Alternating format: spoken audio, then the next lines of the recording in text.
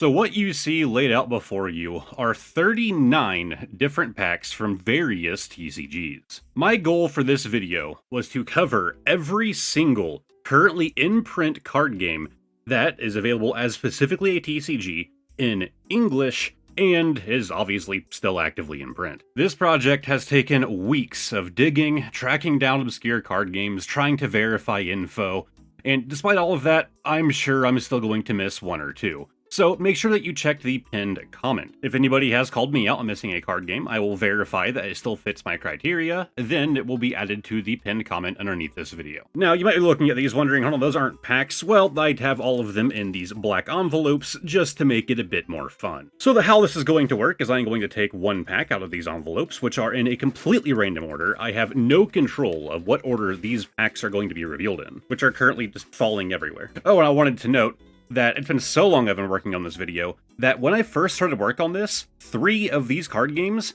didn't even exist when I started this project. And our very first black envelope, number 1.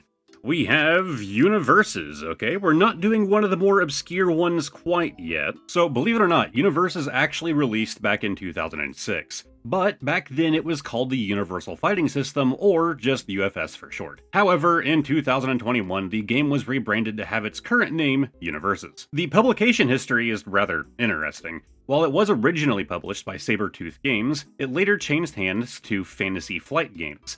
Then it changed hands again to Jasco Games, and finally, it took one final move in 2023 to UVS Games. Now this pack right here is going to serve as a bit of a demo as to how this entire video is going to go. Make sure to check down below for video chapters if there's a certain TCG that you're really interested in, or at the end of the video if you want to go back to look through them. But for each of these TCGs, I prepared 3 facts to give you about the TCG that I think the marketing team would want you to know if they were trying to sell this TCG to you. In some cases, these facts are more things that I just found interesting. So, number 1, this is a crossover TCG with a primary focus on gaming and anime. It features series such as Teenage Mutant Ninja Turtles, Fatal Fury, Street Fighter, Attack on Titan, Critical Role, Solo Leveling, Star Trek, Tekken, My Hero Academia, Godzilla, Spy X Family, Yu Yu Hakusho, Cowboy Bebop, and Trigun. However, when it was still under the UFS system, there were others, including my favorite fighting game, Soul Calibur. This is one of very few crossover TCGs where you can actually mix and match franchises. So, if you want to have Mikasa team up with Donatello,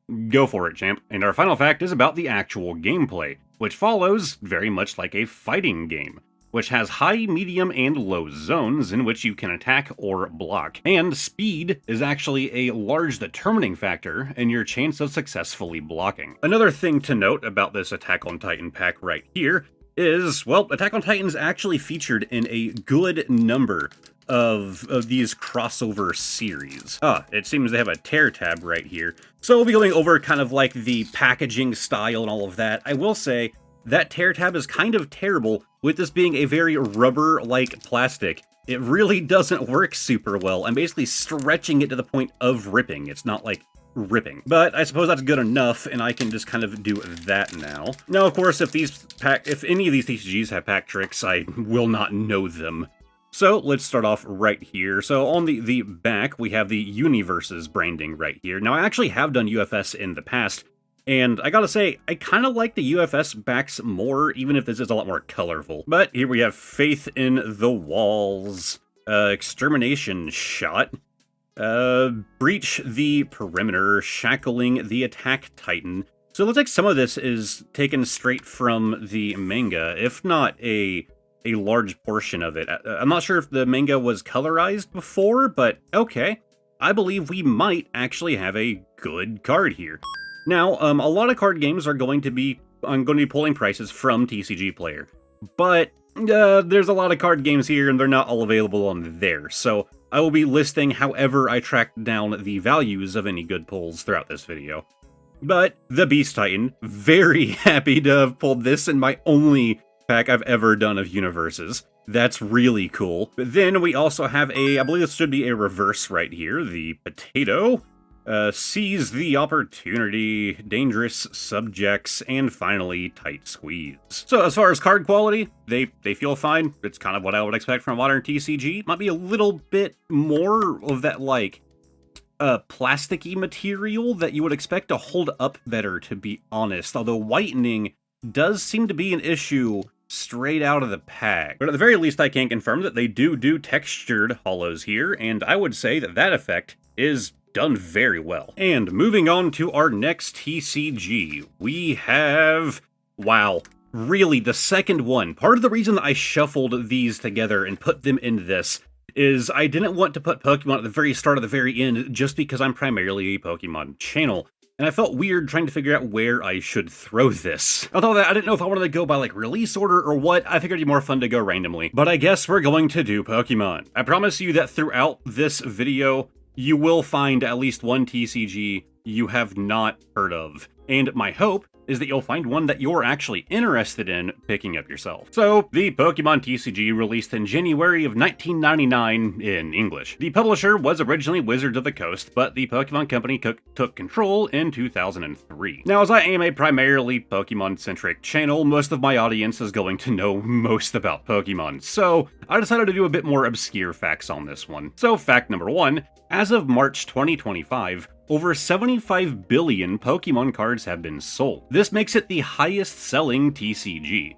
Now, it is worth noting that we don't have sales info from Magic the Gathering, but what we do know is that up until 2017, they sold at least 21 billion cards. So Magic the Gathering could have higher sales, but with these numbers from 2017, that seems unlikely. However, it is hard to know for sure. The base set of the Pokemon TCG actually released in Japan 2 months before we even had Pokemon Red and Blue in the United States. That actually means that the Pokemon card game was Pokemon's first expansion to anything outside of games and anime, and the cards were very likely the introduction point for many kids rather than the games themselves. And lastly, the very first Japanese packs did not have any rarity symbols at all. These no rarity prints are considered to be the true first editions, and are much more rare than English first editions, and many fans don't even know that they exist. With all of that out of the way, we can open our Paradox Rift pack, which of course I will have the most familiarity with. I did specifically pick Paradox Rift because it's not a overhyped nor underhyped set. I tried to do that for a lot of these card games, but of course I don't have that much info on all of them, and it's hard to know exactly what is considered like a... wait, why am I doing a pack trick? Why am I doing that? What is considered like a super hyped set or whatever else. We have the Natu, Purloin, Mindfu, the Ferroseed, Counter Catcher, Absol, my boy! The only Pokemon pack in this entire video, and I pull my boy, I'm so happy. We have Masquerain, the Snorunt, Pumpkaboo, and a Porygon Z, so no big pull out of Pokemon today. I suppose as this is a Pokemon-centric channel, one thing that I can do is use this energy right here to compare sizes across our different card games as we go forward. I guess that's an upside to doing this early. And if you're curious about UniVersus, yeah, you're looking at the exact same size. I imagine most cards will be. So, our next random TCG... okay, we have Cardfight Vanguard. Gonna get my little easel set up. This TCG was originally released in 2011. Then it was rebooted in 2018, and rebooted again in 2021. All of this under the publisher Bushi Road, which I'm probably saying wrong. Now, Cardfight Vanguard's reboots were not really the card game being cancelled. See, when it launched in 2011, it ran all the way up until 2018, when it was rebooted. Then it ran up until 2021, where it was rebooted again. So, while we are on the third iteration of this TCG, it has never actually gone dark. Much like how the Pokemon TCG relies heavily on the release of the games, Cardfight Vanguard relies on the new releases of its anime. If there's a new season, then there will be a matching set to follow. And lastly, to my understanding, your Vanguard is basically a tower of cards. You start off with a grade 0 unit to form the base of your Vanguard. Then you stack higher grades on top across your turns to power yourself up. This whole time, you're also calling in rear guards to act as support. The main objective is to deal 6 damage to your opponent. So that means it's a more standard hit their life point system. But here we have the set Advance of the Intertwined Stars, booster pack number 3 from the third iteration. But we do have this little split right here, and again, we have that same rubbery issue going on here. But once again, you can just kind of split the top afterwards. So we do have very anime here, Aurora Battle Princess Cuff Spring. Alrighty, let's take a look at the back as well. So we have the Cardfight Vanguard logo right here in blue.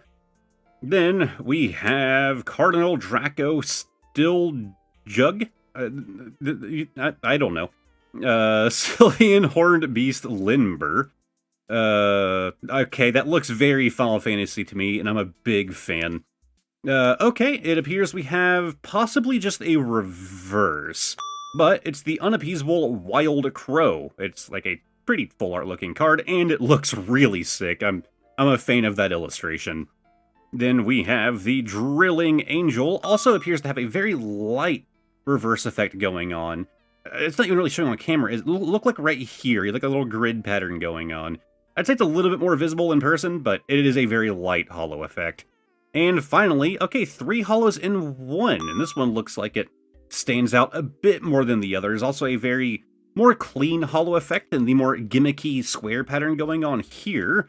We have Pride to Protect. Now, when I was referring to the grade system, you can actually see that here on the top left of these cards. So, in order to, you have a grade 1 right there, then you could stack a grade 2 on top. Then you would go to a grade 3, and so on. And comparing sizing right here, we can see it is a fair amount smaller. If I had to guess, this is going to be the same size as a Yugioh card. But of course, editor me can throw in a thing here to let you know their sizing. Alright, let's hope for something more obscure here. We got a couple, you know, bit more Japan-centric ones. But let's see what is okay, and that's exactly what I was hoping for. Something more obscure. Now, before we get into the facts I pre-made for Genesis Battle of Champions, we have a more logistical issue to cover. See, trying to get individual packs of all of these card games can be a little hard to do. And of course, I spent hundreds of dollars to make this video, and the goal was to keep that budget lower. However, this card game was actually rather cheap, and the best option that I found to get that pack was actually to buy an entire booster box of it. Now, you'll see throughout this video, there are other cases where multiple parts of product were purchased. So, what I'm going to be doing is, on the day, hopefully the date this video goes live, I'm going to be posting a video going through all of the other additional things that came with the packs, including opening the entirety of this booster box in a members-only video. So if you would like to see that video, look at the join button down below. My YouTube membership is probably the cheapest you'll find on YouTube at only $3 a month. And if you like the other content on this channel, well, I post a members-only video at least once a week. Of course, every TCG will be covered in this video, so that isn't required to watch, and it's going to be a lot more down-to-earth and relaxed than this video is, so it's not necessary. So, Genesis Battle of Champions, released in 2023, but it might have been 2022. It was actually hard to find information on that. However, it is published by Edge of Exile Entertainment. Despite starting life with 2 failed Kickstarters, this resilient TCG still made it to print, and is still an active TCG today. In fact, there is active organized play support with retailer presence across the US and Canada. Fact number 2, the gameplay is very unique, and it is played like a tactical game. Instead of having 2 sides like in most TCGs, you actually have a 5x6 battlefield. This mixes traditional card strategy with chess-like positional tactics. As a massive fan of tactical RPGs, this really caught my attention. As did learning that in this video, you're going to see other tactical style TCGs. And our final fact, while this TCG does have a good focus on the collector side of things, it very much feels like a gameplay-first experience, which is very rare in today's TCG landscape. And one example of this being heavily focused on gameplay, well, there's actually no limit on how many copies of a single card you can have in your deck, so long as your deck complies with these other rules shown on the screen. This promotes unrestricted builds, which we don't see very often in card games. And now I get to open it! So as far as pack quality, it seems fine. Again, there's not a whole lot to say on a lot of these, as far as like the quality is concerned. I would say this is a lot more in line with like a Pokemon pack, if a bit thicker material. And it opens up fine. Oh, there's like a white inner piece there on the material. But here is the back of the card, so Genesis Battle of Champions, Haunted Castle Gaming. And immediately, we have some very nice looking artwork with the Swarmed Leo. Then we have the Air Shield Bite, very vampire there. We have Electric Strike, the Flying Kick, Called Shot, anything with archery just makes me happy. We have a Fairy, Deceit, the Nara Cobra. Narja? I don't know how to say that. I have no idea.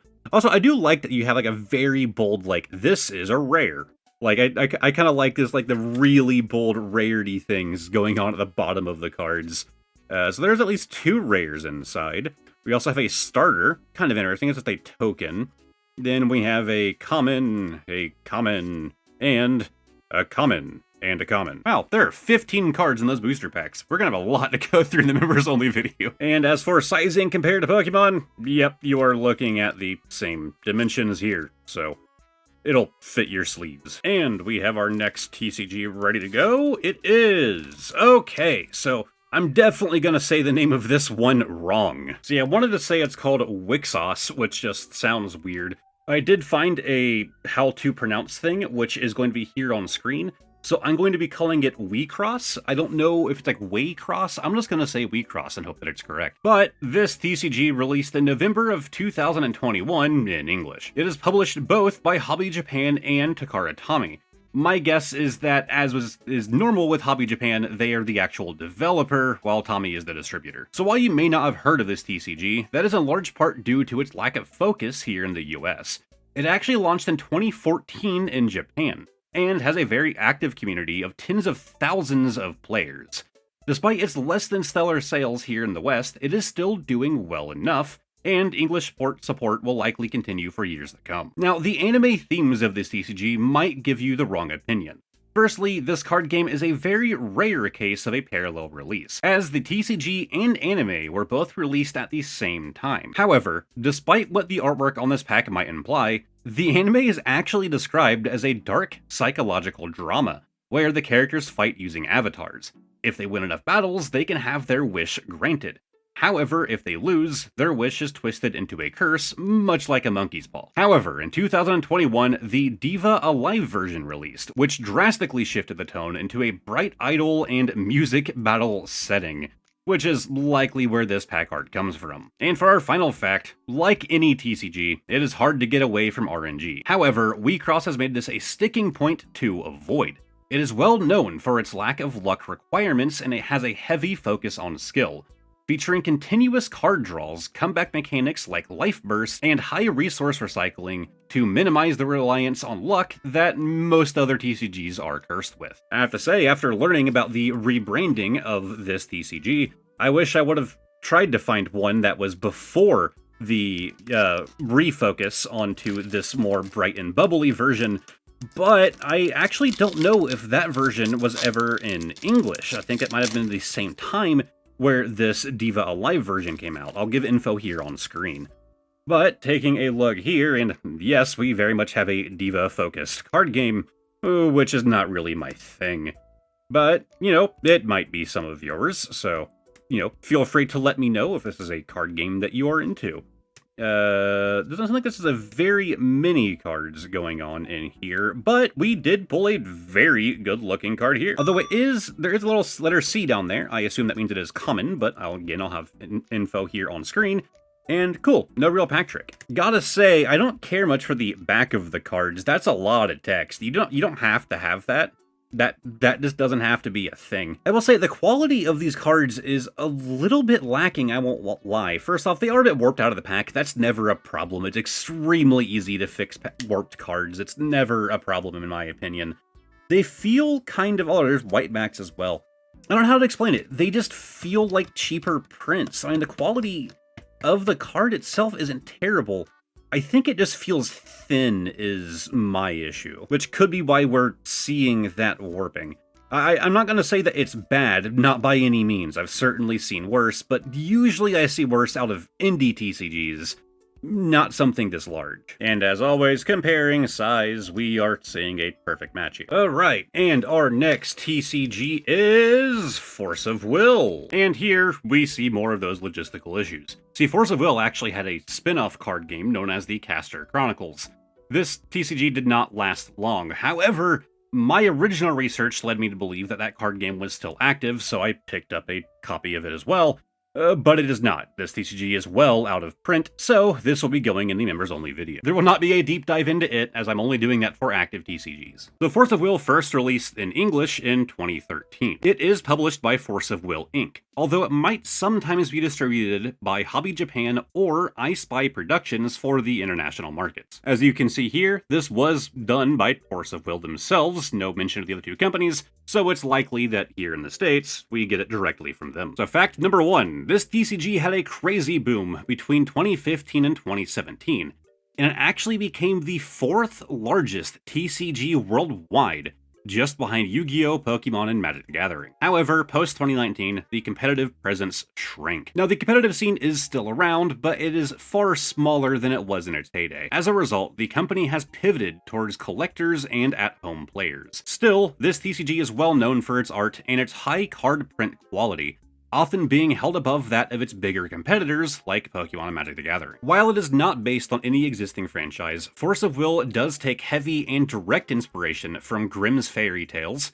Norse and Greek myths, and Japanese folklore. From my research, it seems that they did a masterful job at mixing these aspects with their own original characters. Notable from this game's gameplay is their solution to dead draws, which is where you either draw too many or too few resources. Players actually make a separate magic stone deck from which they generate mana, which is a theme that we'll see in other TCGs as well. So I did see a bunch of praise for the art and the print quality of the cards in this TCG, so I'm very much looking forward to that aspect.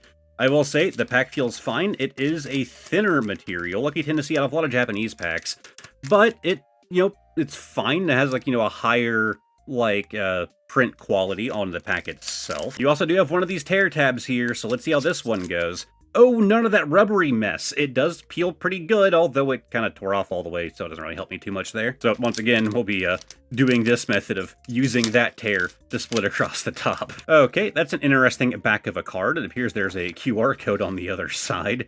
Yeah, there's an app, I suppose. And there is the, very, very good quality backs. They're actually, kind of textured. It reminds me of the Final Fantasy cards, which of course we'll be seeing later in this video. I wouldn't say it's the same material as Final Fantasy, but similar feeling backs at least. I really like that design. However, we are starting off immediately with a holo, which is very interesting. Dreams of Flight. God, the backs make it feel nice to actually go through the cards. I'm starting to see where the compliments are coming from. And as far as the high print quality, well, if we zoom in real close, they can get really good detail on the print. So, yeah, I agree. It's done really well. Let's see. And of course, the artwork certainly isn't bad. Might not just be entirely my thing.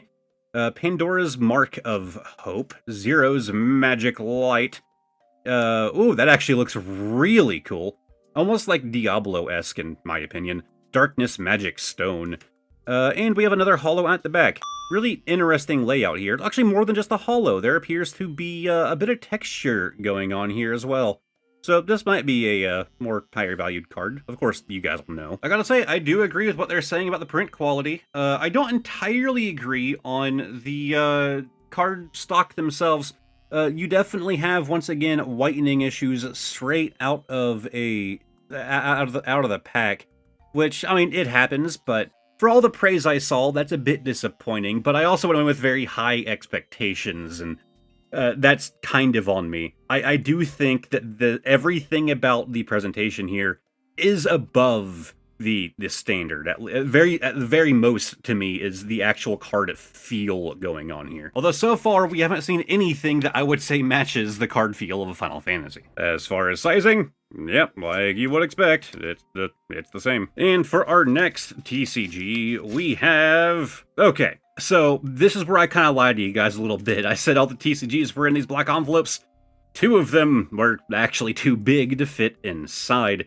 So I used these little Pokemon Trick or Trade packs and just threw some tape on it with the name of the TCG written in my awful handwriting. So this was just kind of like a token to represent it. And here is the pack from Roundtable. And yeah, you can see it's a It's a pretty wide boy. It wouldn't quite fit inside of that thing here. Now, I will say this. My goal was to do all of these TCGs on an even playing ground. If they came in like a card hanger, I removed them from that. If they came with something special, I removed that. I will say I purchased this directly from the manufacturer, and their business card is really cool, so I kind of want to show it. Okay, well, it seems that I have misplaced it. So, hey, we get to keep the balance of trying to keep all of these TCGs on equal playing ground. So Roundtable released in 2024 and is published by Nimue, I'm not sure how to say that, Innovation Studios. This TCG is themed heavily on Arthurian legend. I know I said that wrong, I'm sorry. Your goal is to conquer regions using your knights and resources to gain renown. Whoever has the most renown at the end of the game is crowned as victor. This game's turn order actually follows real-world seasons.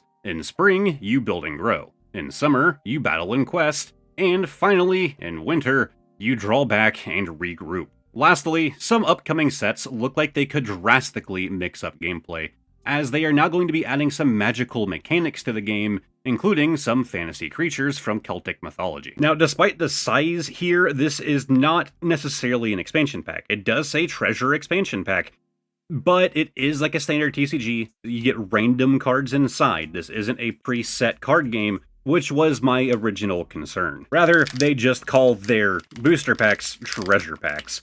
So, of course, the pack quality is very unique, I'll say that. I am concerned at all of the extra space in here compared to, as you can see the indent, the size of the cards, not doing the best job at protecting them, you know, in shipping. Very foil-like quality and honestly rather hard to open. I'm actually going to have to pull the scissors out as I'm struggling to open this, and I feel like I'm going to damage the cards inside. So we're going to pull out the scissors here. Yeah, very aluminum-like plastic here. But let's pull that out, and we have pretty standard-looking sized cards here. So first off, on the back, you do have the round table region right here. Oh yeah, I should have mentioned, you do have region cards, and you have more standard cards. So regions very much play into how, play into the way that this card game actually operates. Anyways, we have the basic armor, the Knight Vassal, once more with feeling, definitely a bard here. Lucidity Bear Hunt, okay, I actually really like that depiction. Gareth, yes. Squirrel, okay, that's a good high quality squirrel right there. Just reminds me of that Baldur's Gate scene. We have the Knight Errant, Destrider? I don't actually know how to say that. Tristram, the Blessing, very mix of art styles here that I'm a kind of big fan of. I'm not even going to try and pronounce that. Or that. I can pronounce Excellent Shield. I can figure that one out. Thomas. Ooh, okay, so these are actually sideways here, although the name can be displayed in either direction, along with these little markers there. But these are your region cards, which again have a major impact on the way that this game is played. I should note, again, this video is just meant to do a basic overview to see if it's something that you're interested in. Then you can do your own research after this. If you think I'm going to teach you how to play 39 card games in one video, I apologize. So as for the quality, does it hold up to the big boy TCGs? Well, it might kind of look like it, however, it does seem to be kind of faded. Like, the colors aren't quite popping here, and it's definitely not as high quality paper either. But for an indie TCG, it more than does the job, and they seem fine. My biggest thing is it gives me like a weird feeling on my hand. It's like a coating on the outside of these cards just feels weird, and it's like it's getting into my fingers. Not bad, I'd say. It's, if anything, that feeling kind of makes the cards more slidey, like I'll give it that. But it's just, a bit lower quality paper. Again, indie TCG, you gotta, you have to lower your standards, okay? You're not talking like a multi-billion-dollar company here. This was likely started by a guy, and I would say it more than suffices. As far as sizing, I believe they were going for the same size as, your standard, like Pokemon. However, it is a slight bit larger. It'll probably still fit in your normal sleeves just fine, but it'll be a little bit more of a tight fit. So maybe your perfect fits won't work super well here. I can test it real quick. So firstly, these are by far my favorite sleeves right here. I will have an Amazon link down in the description if you would like to pick these up. I do get a kickback if you buy it through there, but man, I love these things. But let's go ahead and see if it'll fit. So these are perfect fit sleeves, but they also have a little backing piece that goes in. And yeah, it does fit, but yeah, it is definitely a very tight fit right there. Does it go all the way to the bottom? I would say it pokes up just a little bit, which is a bit of an issue with this sleeve. But can I tuck in the back? Ooh, yeah, okay, it's sliding in. It's sliding in. The paper quality, that weird feeling, might actually helping it do that. And yeah, it doesn't quite fit perfectly in here because that flap can't go all the way down to form its seal. But in, you know, non-sealable sleeves, these would work fine. While we are on the talk of links in the description, let's go ahead and go have a little visit with Green Screen Man. Okay, I'm gonna keep this very short and sweet here. Down in the description, the very first of the Amazon links will take you to those fantastic sleeves that I showed you earlier. However, I'm going to do what I can to find every TCG in this video that is available on Amazon. I'm going to try and focus on like starter kits and those kinds of things, but I imagine a lot of the times it's going to be just like some packs. So if you find any TCG in this video that you're interested in actually trying out, feel free to use one of my links down below. Again, it is an affiliate link. I do get a commission, a small commission, if you decide to pick anything up from there. It doesn't cost you anything extra. I don't get any of your data, anything like that. I just get a bit of a kickback on an extraordinarily expensive video. So feel free to go check out those links, and let's go back to the video. And our next mystery TCG is... oh god. CannaBeast. So CannaBeast originally released in 2022, and of course published by CannaBeast Gaming. So fact number 1. Yes, CannaBeast is a cannabis-themed game, which was funded on Kickstarter by 411 backers, raising a total of $177,000. The gameplay is described as being extremely similar to classic Yu-Gi-Oh!, which, in my mind, makes it better than modern Yu-Gi-Oh! And fact number 3.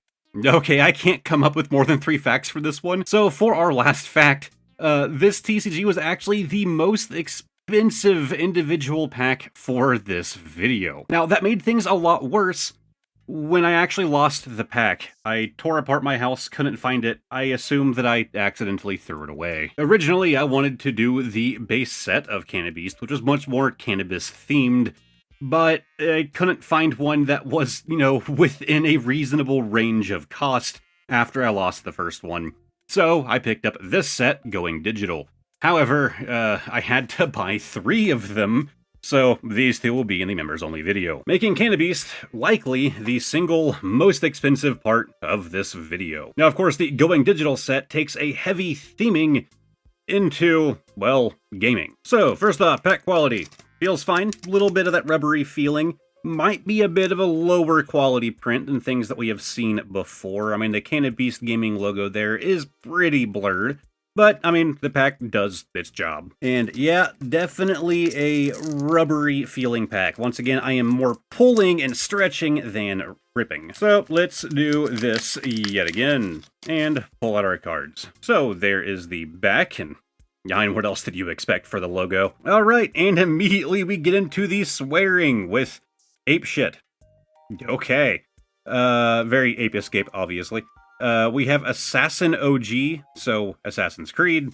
We have Banana Peels, Astro Star. Not even sure on that one. Maybe somebody can point that one out to me. Well, just straight up Banjo. Like, just not even trying to obscure that one. They just gave him a Banjo. Made him like kind of be-like. And then we have Green Crack. That is some extraordinarily trippy artwork on our Luigi and Toad there. My god. Yeah, you can see very, weed themes going on here. You have, like, strains up here, THC level. You have your stash level. Yeah, very weed theming. I gotta say, for an indie TCG, let alone one of this extreme niche, these cards are actually really solid. Like, the the quality of the print might be a little... Honestly, I can't really call it out. Like, the text, even the smaller text, looks really sharp. Like, I think the borders are a little thick, but...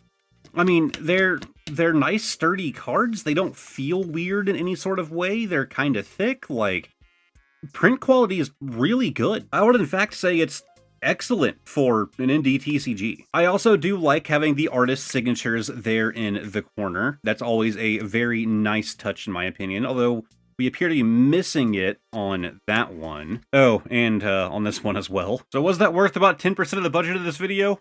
Probably not. Alright, we're gonna do one more pack, then I need to take a short break. Let's see what we have.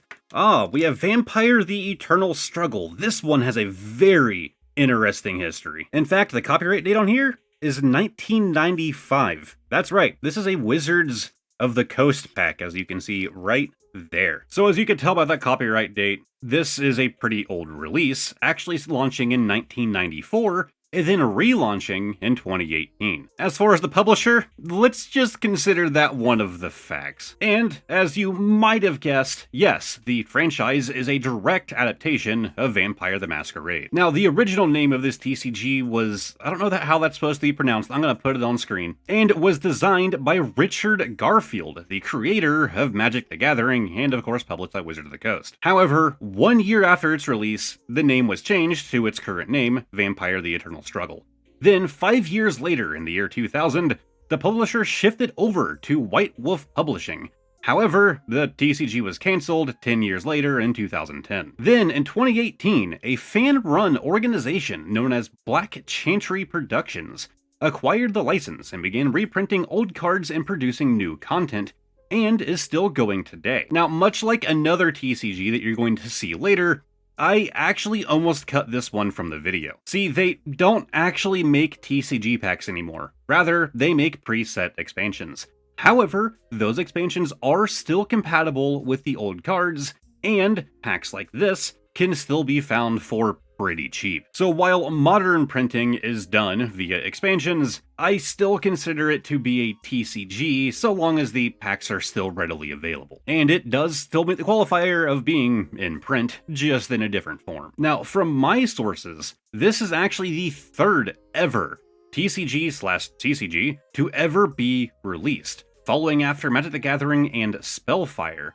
And this TCG started off very unique, with multiplayer matches of 4 to 5 players in a free-for-all. Now, despite its previous cancellation, this TCG is still very alive and well. Vekn, V-E-K-N, also known as the Vampire Eldred Kindred Network, reported about 2,736 active players as of mid-2025, and they still organize tournaments. Even in 2025, expansions are still being created. I forgot to include there in my factoids, but yes, even packs like this are compatible with the modern expansions that are still being created.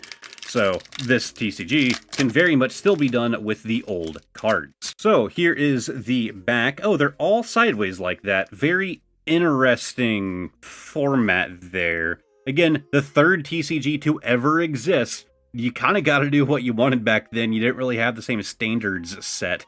It does have an interesting textured feel to the back of this as well. I want to say as deep as the previous card game that we saw. I forget which one that was. I think it was Force of Will, right? But still pretty interesting texture. So, yes, we're going to be seeing very old TCG artwork here. Very classic style from Wizards of the Coast. And we might even see some interesting artists down here. Feel free to let me know in the comment section if any of these artists are, like, very notable for other works. We have Praxis Seizure Rome. Yeah, interesting card art there. So we have these, like, character cards, which are really interestingly done in these, like, portraits. I assume these are characters that you can find in Vampire the Masquerade. Spiritual Intervention, Jar the Soul. Interesting. Oh, and you also have artist signatures on some of these. See, I love that. I love that little touch. Eyes of the Dead. That is a wild depiction. Thank you, Mac Shade Fellwalker. I feel like I've seen this guy at every gas station I've gone to on road trips. Ire of Elation, Oxford University, England. The Faithful Servant. Possession, and the Malkavian 7 Miseries. As far as card quality, honestly, again, for the third ever TCG, this set being from roughly a year after the launch of the card game, very solid. Like, very solid. And of course, reminds me very much of classic Magic the Gathering. I mean, it's the same guy, it's the same company, and it's within like 2 years, right, of Magic the Gathering's release. So, I gotta say, it's really good, and they kind of were able to use Magic as like a starting ground to get us off to this point. As far as card sizing, yeah, very much in line with our Pokemon pack here, which actually I just realized I don't believe I did that with CannaBeast, so let's go ahead and do that now. Yeah, again, sizing what you'd expect. I just love to see that, like, the community is working to keep this TCG alive. And next card game is Yu-Gi-Oh! Okay, getting back to another one of the big three. Again, a goal of mine was to try and use more middle-of-the-ground packs, and to be fair, I don't know anything about Yu-Gi-Oh! This very much could be that. I'm assuming it's a little special, though it's for their anniversary, but they actually did multiple sets for their anniversary. But I happen to already have that pack, and, well, it saved me money to just use it. So Yu-Gi-Oh! Originally launched in 2002, and was actually published by Upper Deck until Konami took full control in 2008. Fact number 1, it's Yu-Gi-Oh! It's one of the big three alongside Magic the Gathering and Pokemon. As a result, over 35 billion cards have been produced worldwide. This fact would actually earn Konami a Guinness World Record all the way back in 2009, as their 22.5 billion cards sold made Yu-Gi-Oh! The best-selling card game up until that point. An interesting note is that on the worldwide scene, Yu-Gi-Oh! Matches can actually look very different depending on what region you're playing in. That is partially due to this being a TCG here in the West, but an OCG, an official card game, in Japan. Now, while they can use whatever terms they want, there is a real gameplay difference. Much like other Japanese card games, the cards released in Japan first. However, Japan actually has a different card pool than we have here in the West, and they have their own banned list and even role differences. But it doesn't end there, this also includes censorship, as artwork from the OCG will have things removed, like nudity, depictions of violence, religious symbols, or even guns. All of this means that Yu-Gi-Oh! Is essentially two versions of the same game running in parallel. Yu-Gi-Oh!, in my opinion, is the champion of the digital format, as they were one of the earliest adopters to really continue support with it. With a massive history of digital formats of their card game, well, that means that their more modern ones, like Master Duel, have become one of the most popular digital card games. So let's take a look here at Yu-Gi-Oh! Now, interestingly, while I haven't done Yu-Gi-Oh! In a very long time, my last video on this channel was actually on Yu-Gi-Oh! Rather ironically. I decided to go take a look at them pretty recently, and that should mean that the pack trick is 4 to the front if it's like it is in the packs that I did in that video. So let's hope I'm correct. And starting off, well, we already have a super rare here. I believe it's a super rare. So I might have messed things up. We have the Guardian Chimera. Very nice looking card. Then we have the Soul Judgment, also a nice looking. Oh, I think everything in here is going to be a holo. Interesting. Part of their 25th anniversary thing, I suppose. The Primitive Planet something, not gonna try and say that. Very vastly different holo effects going on here, but we have the Solemn Warning, then the Anti-Spell Fragrance, the Skill Drain, Anti-Spell Fragrance again. Really? You can pull it twice? Oh, this is a higher rarity. So, very similar holo effect, but the way that Yu-Gi-Oh! Does their rarity is all in the holo. It's all in the different types of holos, and you gotta get really good at looking for these little differences, and the names are always a big part of that. You can see here, just a standard white name there. But on this version, you have a golden name, which makes it a higher rarity. I don't remember which one. I'll put the name of this rarity somewhere on screen. But yeah, this is a higher rarity version of the card, at least. It's not the exact same thing. We also have a holo on that one as well. It's actually a textured card. Were any of the others textured? They were not, so I believe this is a much higher rarity than the others. Again, I'll have to put something on screen there. It's also like a very glossy looking card. Anywhere where there isn't texture, like especially on the edges here, it is very, Very gloss material. Very nice looking card too. It's almost like it's covered in resin. Like, I really like that. And then we have the Coral Dragon, also textured with that interesting glossy holo.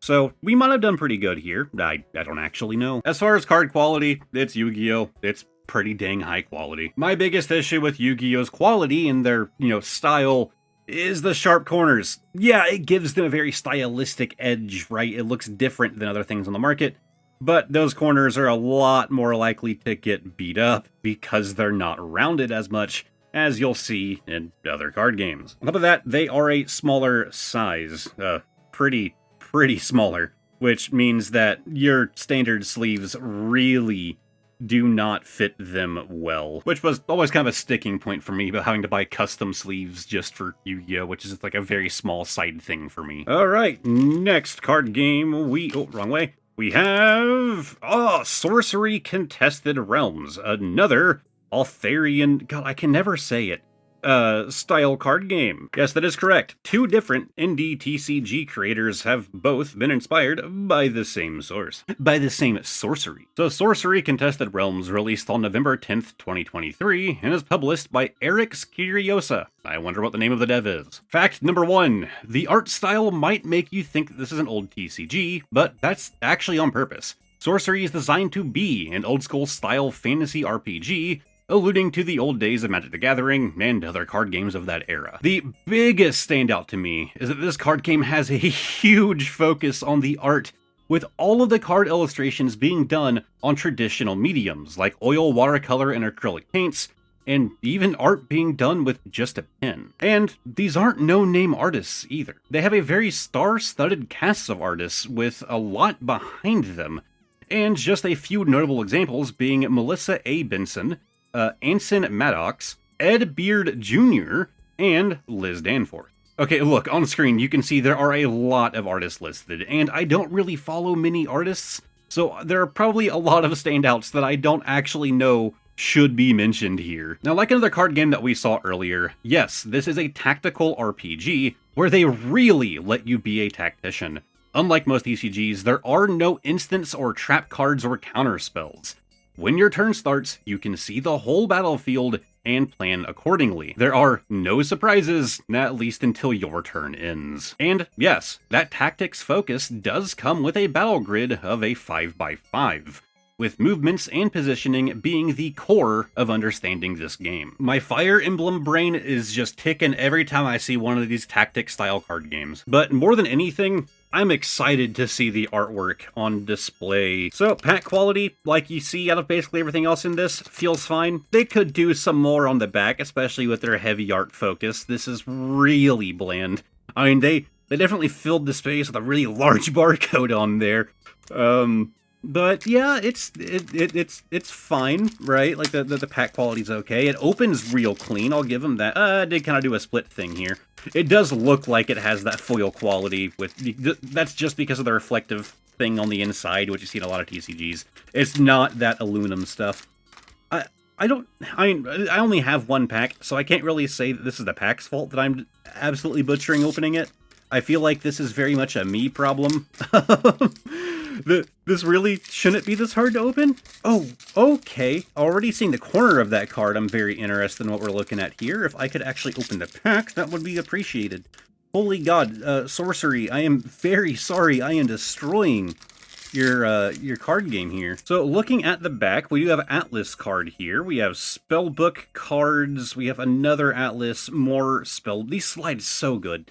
And of course it starts off with an Atlas as well, so that's why that card is sideways. And yes, that is a very, very well illustrated card. And again, everything here is done on traditional mediums. They're being hand painted, hand drawn. Like, we're not talking digital art here, which is just super cool to me. Again, like they slide so good. Okay, I'm loving everything about this so far. So we have the Hunting Party. This gives me straight up Age of Empires vibes. Like Age of Empires 3, the best one, if I'm remembering correctly. Degradation. And like the artist names are really prominently put on display here.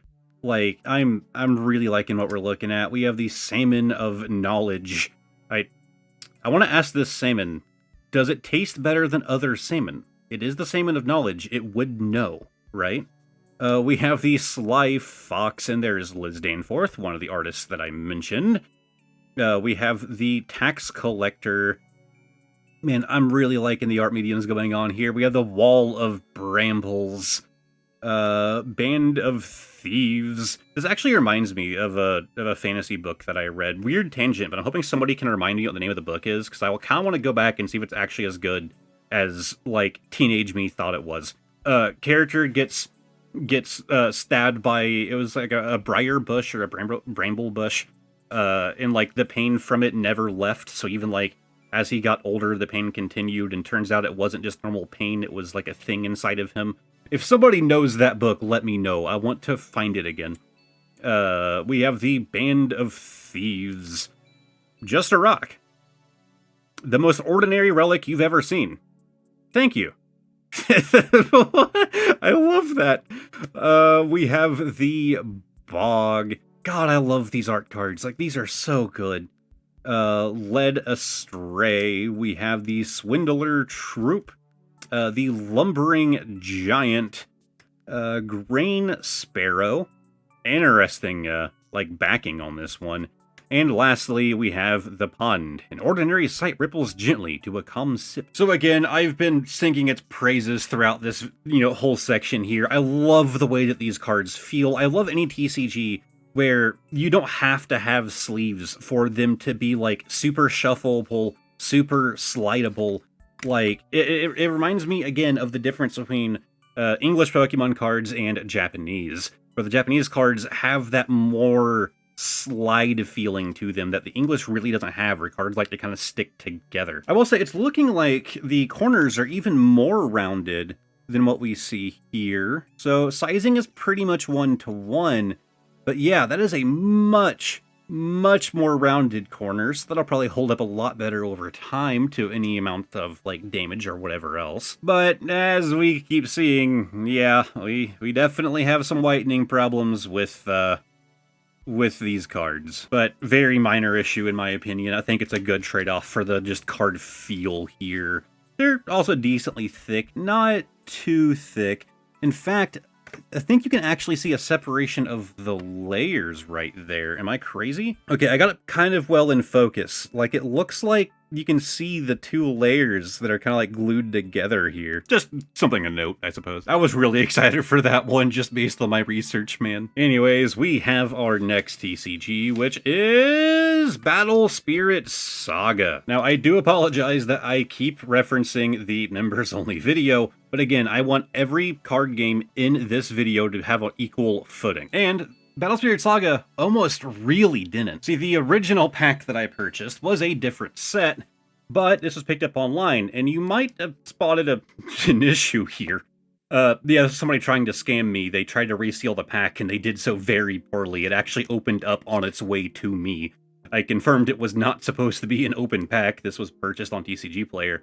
But it was so cheap that it wouldn't have been worth the time to refund. I figured I'll just turn it into a fun story. So I haven't actually looked through the cards, so we'll be going through that members only video. So Battle Spirit Saga kind of released in 2009, but it released again on April 28th, 2023. This game is designed by Mike Elliott, the same designer behind Duel Masters, one of my favorite childhood card games, and is currently published by Bandai. So fact number 1 is going to be a bit of history.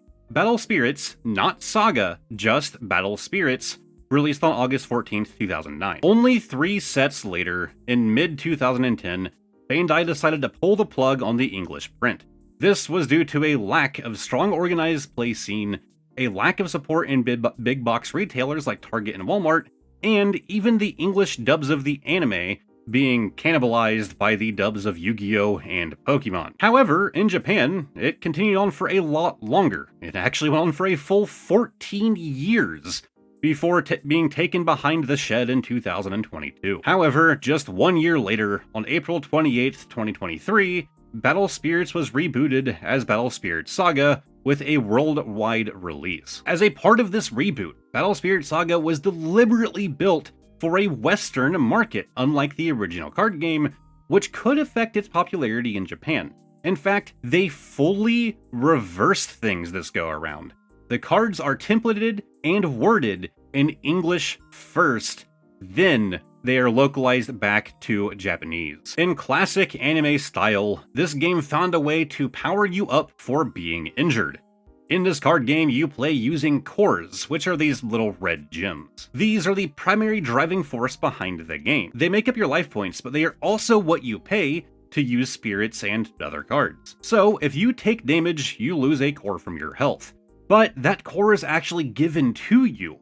So then you can reuse your lost life to power up your side of the field even further. And that theme of injury improving, yourself, of improving your chances by being injured in an anime style card game will actually come up again later in this video. Anyways, we also have another one of those little tabs there. I've never been a big fan of them. I always feel like they don't work super well. Okay, kind of did the job. It's not that rubbery material.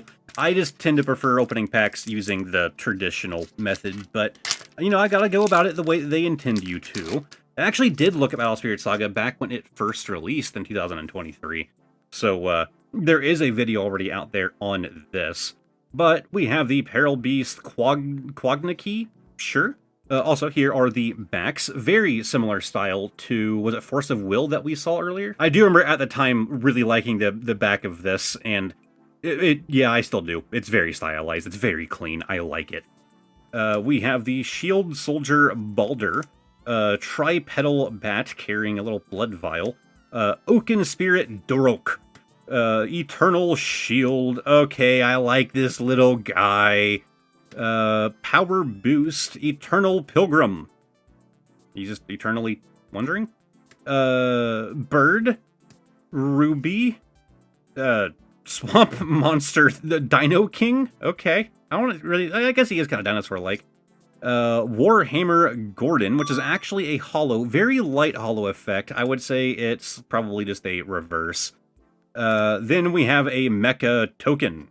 Oh, okay, and you actually have a soul core here. So yeah, they do actually make these little red gems, as you saw earlier. However, you do have these token cards where on the back you have a soul core. So you can either use it to represent a token, or to represent a core. So if you don't want to use the little gems, you can use cards instead. As far as quality is concerned, well, it's Bandai. It's pretty much in line with what you would expect out of anything else that Bandai does. They probably have the most card games out of any other company on the planet right now. Not really a lot of whitening issues going on here. I'll give them that. You have a little bit like down here. Kind of thicker material. Yeah, it feels fine. As far as sizing, yeah, pretty much 1-to-1. Yu-Gi-Oh! Just has to be the different one. I'm sorry, Yu-Gi-Oh! Fans. I keep talking crap about your card game. I like it too, mostly out of nostalgia. Anyways, our next pack is one you probably haven't heard of before, unless you spend a lot of time on Amazon. We have Maya. First off, Maya, M-Y-A, is an acronym. It simply stands for Million Years Ago. The release date I believe to be 2023, but it's kind of hard to find info on that, and it is published by Maya Global. As you can probably guess, this is centered around natural history and prehistoric life, and features some very fitting gemstone-style hollow effects like Amber, Opal, and Pyrite. Okay, now I really have to brace you guys for our second fact here, but please bear with me. Don't skip to the next chapter just yet. This is gonna scare you guys like it did me, but hold on. Each card has a unique blockchain code that links it to a registered digital twin in Maya's private blockchain. Now again, hold on. There are no NFTs or cryptocurrencies involved. The purpose of this is not to sell a digital good. Rather, these just act as a digital certificate of authenticity. With their app, you can register the card to your profile, but that's it. That's all that you do. You can't sell them, you can't turn them into an NFT, anything like that. This is a private blockchain ran by Maya that is not connected to anything else. In my opinion, so long as they do not make any changes to this, this is one of the few good use cases where using blockchain actually makes sense. I do feel like it was very unnecessary, and there are better ways to achieve this, but I'd say that this does do the job in a pretty secure way, but it also is going to scare off a lot of potential customers. After all, on the pack itself, it says blockchain supported on the front. That's gonna scare off a lot of people, Maya. As for the gameplay, this is a fight of the dinos, using territory-based combat. Essentially, you are not swinging for life points here, but rather taking over territories to overwhelm your opponent, which greatly matches the theme of ecosystems competing to dominate in a prehistoric Earth. From what I can tell, Maya seems to primarily, if not exclusively, sell their card game via Amazon. Age is 13 plus. Pack quality feels okay, a little cheap, definitely on the cheaper end with like some of the, I don't know how to explain it. I'm not good at explaining pack quality to people, but it feels cheaper if you get what I mean. It's almost like a bag of chips. Feels like there's a lot of air in there. It's like a thicker plastic, which means, okay, they do also have that little tear tab, so we gotta use it. Let's see. Okay, a little bit of the rubbery feeling, not as bad. Interesting, they print a hollow effect on the inside here, but you know, you do you. If that hollow effect print is what makes this card pack feel kinda airy, I would probably go without it, but that's just me. Wow, it's actually really hard to split the top on this. I've actually been struggling here for a minute, that'll be cut out of the video. Oh, okay. I like the backs. They print a hollow effect back there. I like that. Ooh, they feel kinda smooth too. They feel pretty premium, in all honesty. Let's take a look at the cards. Okay, so it actually looks very old school style, like layout here, like you would expect out of, you know, like classic card games. Like we've seen a couple TCGs already. But right down there is the code for the blockchain. I guess I'll have to actually try that in this video, won't I? We have a fruit-looking thing. Sure. We have a I'm not a dinosaur guy at all. I'm sure some of you guys are like, oh, I know that one. I'm not that guy. I will say I don't care for that. Come on. Look at the background here. It's the exact same image. That's real cheap to me. Really don't care for that. Oh, same image again. Just a new dinosaur PNG plastered on the front. Come on, man.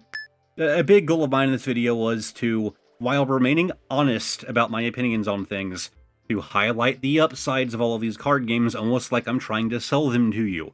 I am not sponsored by any of these card games, and I've only actually been in contact with one of them for a very specific reason that you'll see whenever we get to that. I'm going to disclose everything. My goal is to be a little bit of a salesman here for these card games, see if you guys are interested in any of them, but I'm getting a little bit more disappointment here as we go on.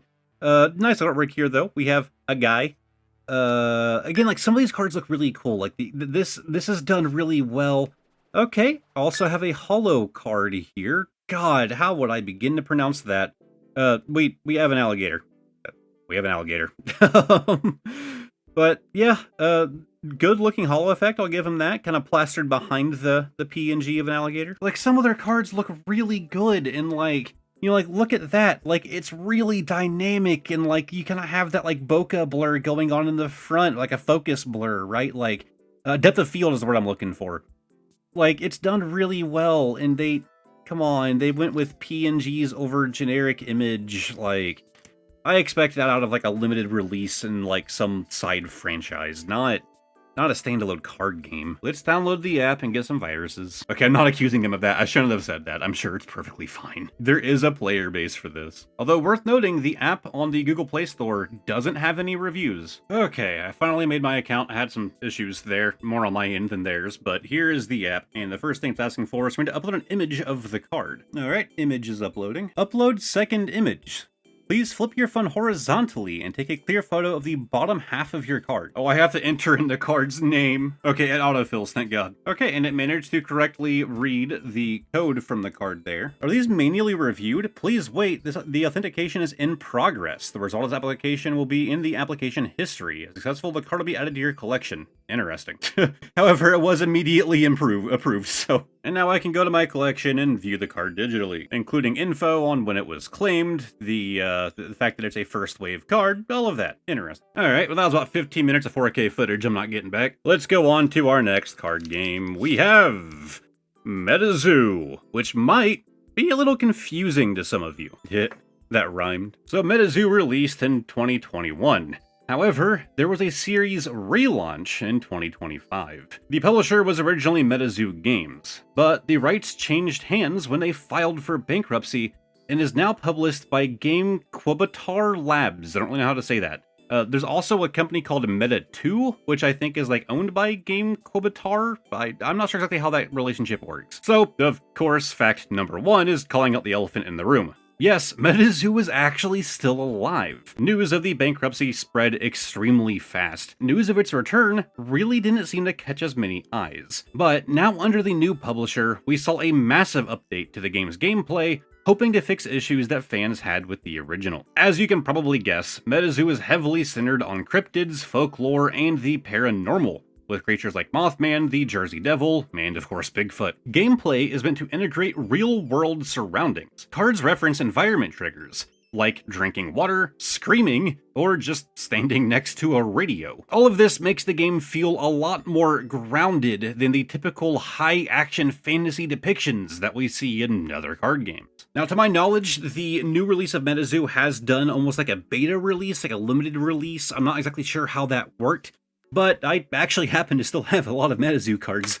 And yeah, this is from the second edition MetaZoo here. It's Cryptid Nation. So we're definitely looking at an older release of theirs, which does have this very aluminum style card pack here that I never really cared for. But we can get this cut open and take a look at some MetaZoo. There have been some other releases after this, obviously. This is very old MetaZoo that we're looking at, but, I mean, MetaZoo's really not that old, let's be honest. We have the Bookmark, the Lake Worth Monster, White Thing. Okay, definitely didn't know about that one. We have the Skeleton's Lanterns I actually have as a holo from when I was first checking out MetaZoo when it was a new thing. Chibi Quetzal, I don't really know how to say that. We have the Icy Path, the Thorned Whip, and here we actually have a holo, the Loveland Frogman. I believe this is just considered a reverse, again, text on screen. And lastly, we have a lake. And here we're going to have a look at the back of the cards as well. So again, MetaZoo does have a very unique art style, but they do tend to stick with it pretty tightly, which is nice. Personally, I think the red borders are a bit overdone, and card quality really isn't that bad. I definitely saw things from like the beta cards of MetaZoo that weren't great. They're slowly improving things, or at least they were. I assume they are again. The card art is a little faded, a little undersaturated in my opinion, but it's not bad for an indie TCG, but definitely on the lower end of what we have seen so far, with the cards being a little bit more flimsy than, you know, some of the others that we've seen. I just think the biggest thing for me is, again, this is very much personal taste, but the art style isn't really for me. Anyways, cards do match up pretty 1-to-1 to Pokemon. And our next card game we pull out, and yes, we have Flesh and Blood, a card game that kind of took the TCG world by storm. So, Flesh and Blood originally released on October 11th, 2019, published by the Legend Story Studios based out of New Zealand. Now, the creator here is actually notable. His name is James White, and he is a former Magic the Gathering pro. But more than just being a professional player, he also worked to help organize in-store programs and even worked in distribution. So, fact number one. Somehow, Flesh and Blood didn't just release in New Zealand. It was a full worldwide release, which is extremely uncommon for a new TCG to do, especially not when backed by a large, already existing card manufacturer. Since its release in 2019, it has blown up in many markets, with an estimated yearly revenue of $50 to $70 million as proof of that. Now, this TCG works very much like a paper-based fighting game. You have a hero card, and the rest of your deck acts like a moveset. This is so much like a fighting game that you can actually build combo chains, and blocking is very similar with a high, mid, and low blocking system that you'll find in fighting games. Fact number 3, their living legend mechanic is just really cool to me. Anytime a hero card wins a tournament, it earns a point. Once it accrues enough points, that hero is actually retired from official play, which greatly helps to keep the meta fresh. If one hero is dominating, well, they can only dominate for so long before it gets retired early. But it gets retired with glory, going down as a living legend. Okay, so bonus fact for me on this one. Again, my goal in this video is to be honest, like I am in every video. Flesh and Blood always looked to me like Magic the Gathering, but again, maybe a little Diablo themed, which does interest me a bit more. To me, I just never really saw the point in it. But after actually looking into this card game, well, my research into it has me interested enough that I've been kind of considering doing a dedicated video just on it, simply so I can have the excuse to get enough cards to try it out. But now, for the first time since its release in 2019, I will be taking a hands-on look at Flesh and Blood. 16 plus. This is an unlimited booster, so I guess they do a first edition print. Legend Story Studios.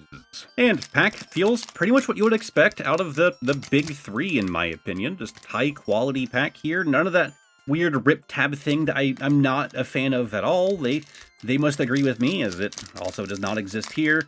And it opens pretty clean, at least to my terrible standards and my poor ability to actually open card packs is being demonstrated once again every time I mention that. Ooh, this feels like I got a good number of cards included here. So we have the Amulet of Earth, very interesting card layout here. Chill to the Bone, we have the Break Ground, Winter's Bite, Ball Lightning.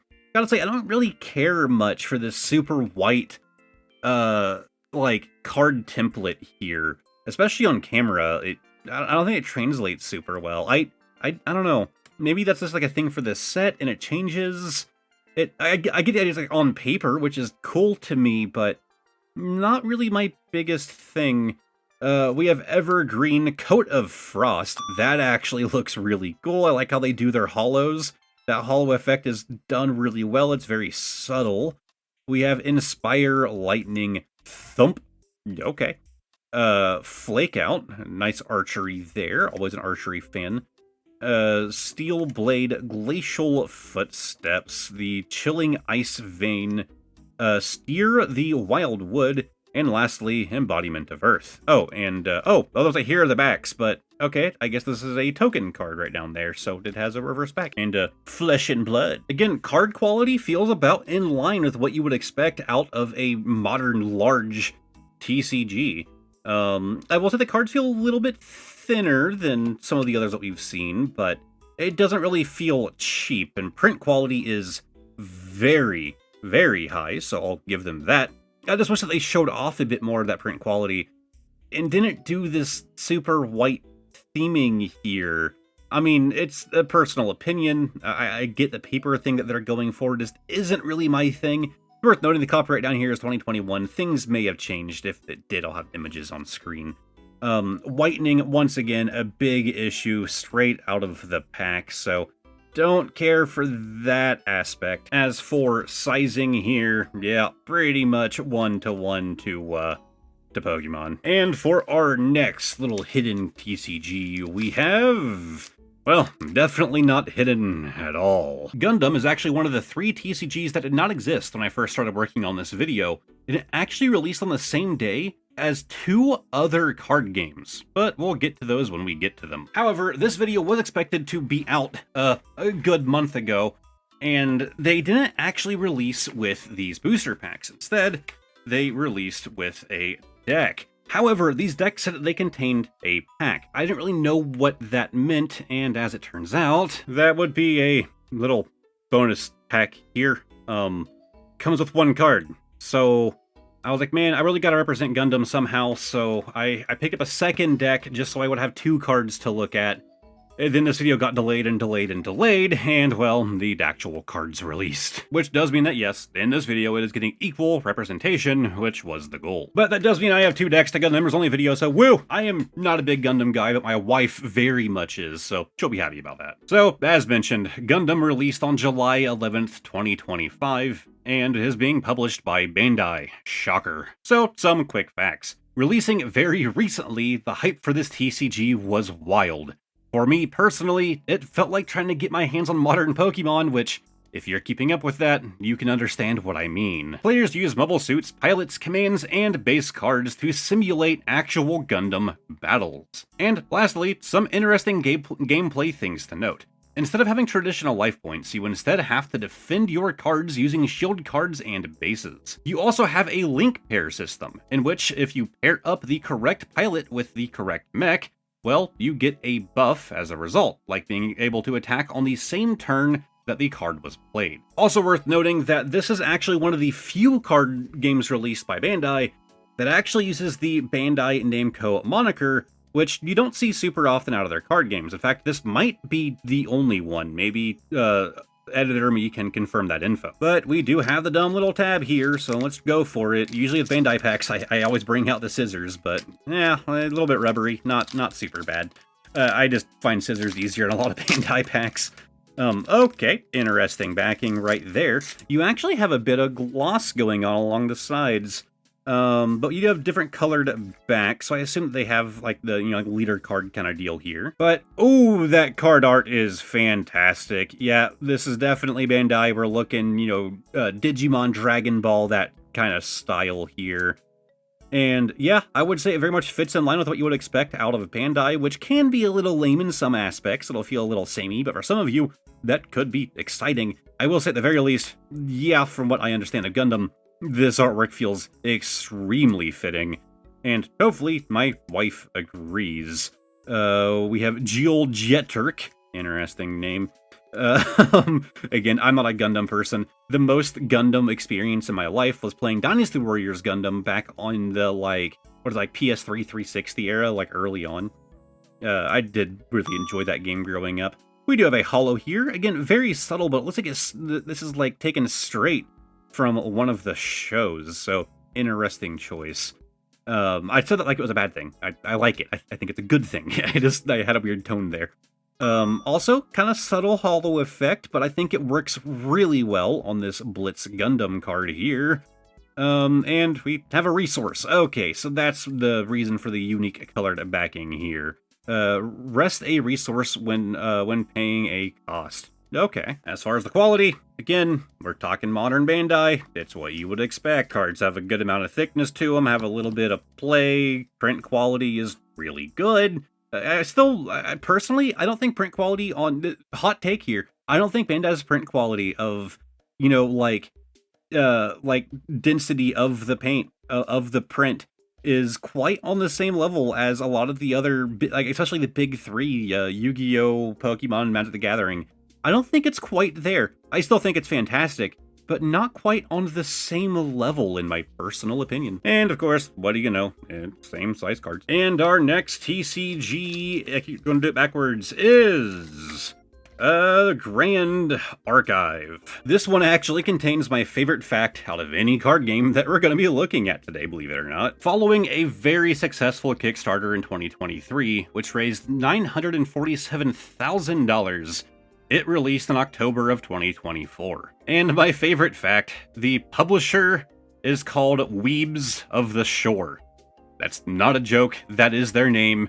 And God, I love that fact. The parody of Wizards of the Coast, Weebs of the Shore. As you can probably guess, that means that this is a original IP. So on to the actual facts. Fact number 1, this TCG emphasizes clarity. As in, you are looking at low stat ranges and easy to read card text. No Yu-Gi-Oh! Novels here. As a result, this game has been described as an anime TCG with Western design sensibilities. This is a champion-focused TCG, meaning that you have one champion as the heart of your deck and your strategy. On top of the champion focus, this TCG also features a split deck system. The first is your material deck, for your champions and regalia cards. Then you have your main deck, for your allies, actions, attacks, and everything else. So let's take a look at, again, my favorite little thing, Weebs of the Shore card game here. Now it does follow your more traditional Japanese pack style with the large stem and extended artwork, but an interesting little perforation up here for ripping open. Quality is kind of what I expect from these, Japanese style packs here. But let's split this one down, and okay, that worked pretty well, I'll give it that. But yeah, this is a Western-themed and designed and produced card game. But they even did the Japanese-style packs to kind of coincide with, reaching that anime fan market who is used to those style of packs. Anyways, for the back, we have Grand Archive. Again, card backs on some of these anime ones are really cool, man. I really like this design. Why this, black and gray, reflective thing going on lately I'm a big fan of. Anyways, we have the Horse Archer. Then Nightshade. This actually feels very Magic the Gathering kind of layout going on here. I'll give it that. Very inspired. The Tidestone Seeker. I mean, come on. You're going in the background for the rest of the video. See, now we're getting a card game with overrepresentation. We have the Whirlwind Threads, the Dazzling Courtesan, Steady Sharpshooter. A lot of archery focus in this one. Like, I'm sure it's just the RNG of what I'm pulling here. But again, I'm always the archery guy. I actually miss having property where I could actually target practice. I have a bow. But I have a Seeker card in here. This card game is like calling to me now.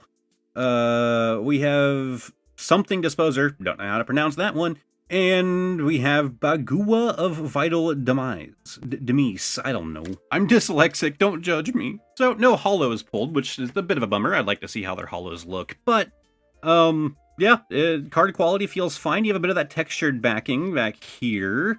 I am seeing potential whitening issues, mostly like down here towards the bottom, but that seems to be pretty minor in my opinion. You have like a solid white border around the card, which I feel like might have been done on purpose to help obscure any whitening issues the card might have had, which is a very interesting idea if that was on purpose. But they feel very high quality, and once again, it fits pretty standard. Okay, a new rule. If it has junk or seeker in the name, it goes in the back of the video. I'm gonna get called out. There's already one or two of those in this video. And our next card game is CookieRun Braverse. CookieRun is the second TCG to release on the same date as Gundam. As in, this TCG was not out when work began. But yes, CookieRun Braverse released on July 11th, 2025 in the United States. However, it did already exist in other languages before now. So the franchise is obviously CookieRun, released as Oven Break in 2009, then rebranded to CookieRun in 2013, and is published by the Dev Sisters Corporation, which are the creators of CookieRun. Now, before I actually get into the facts, I have a little bonus one for you.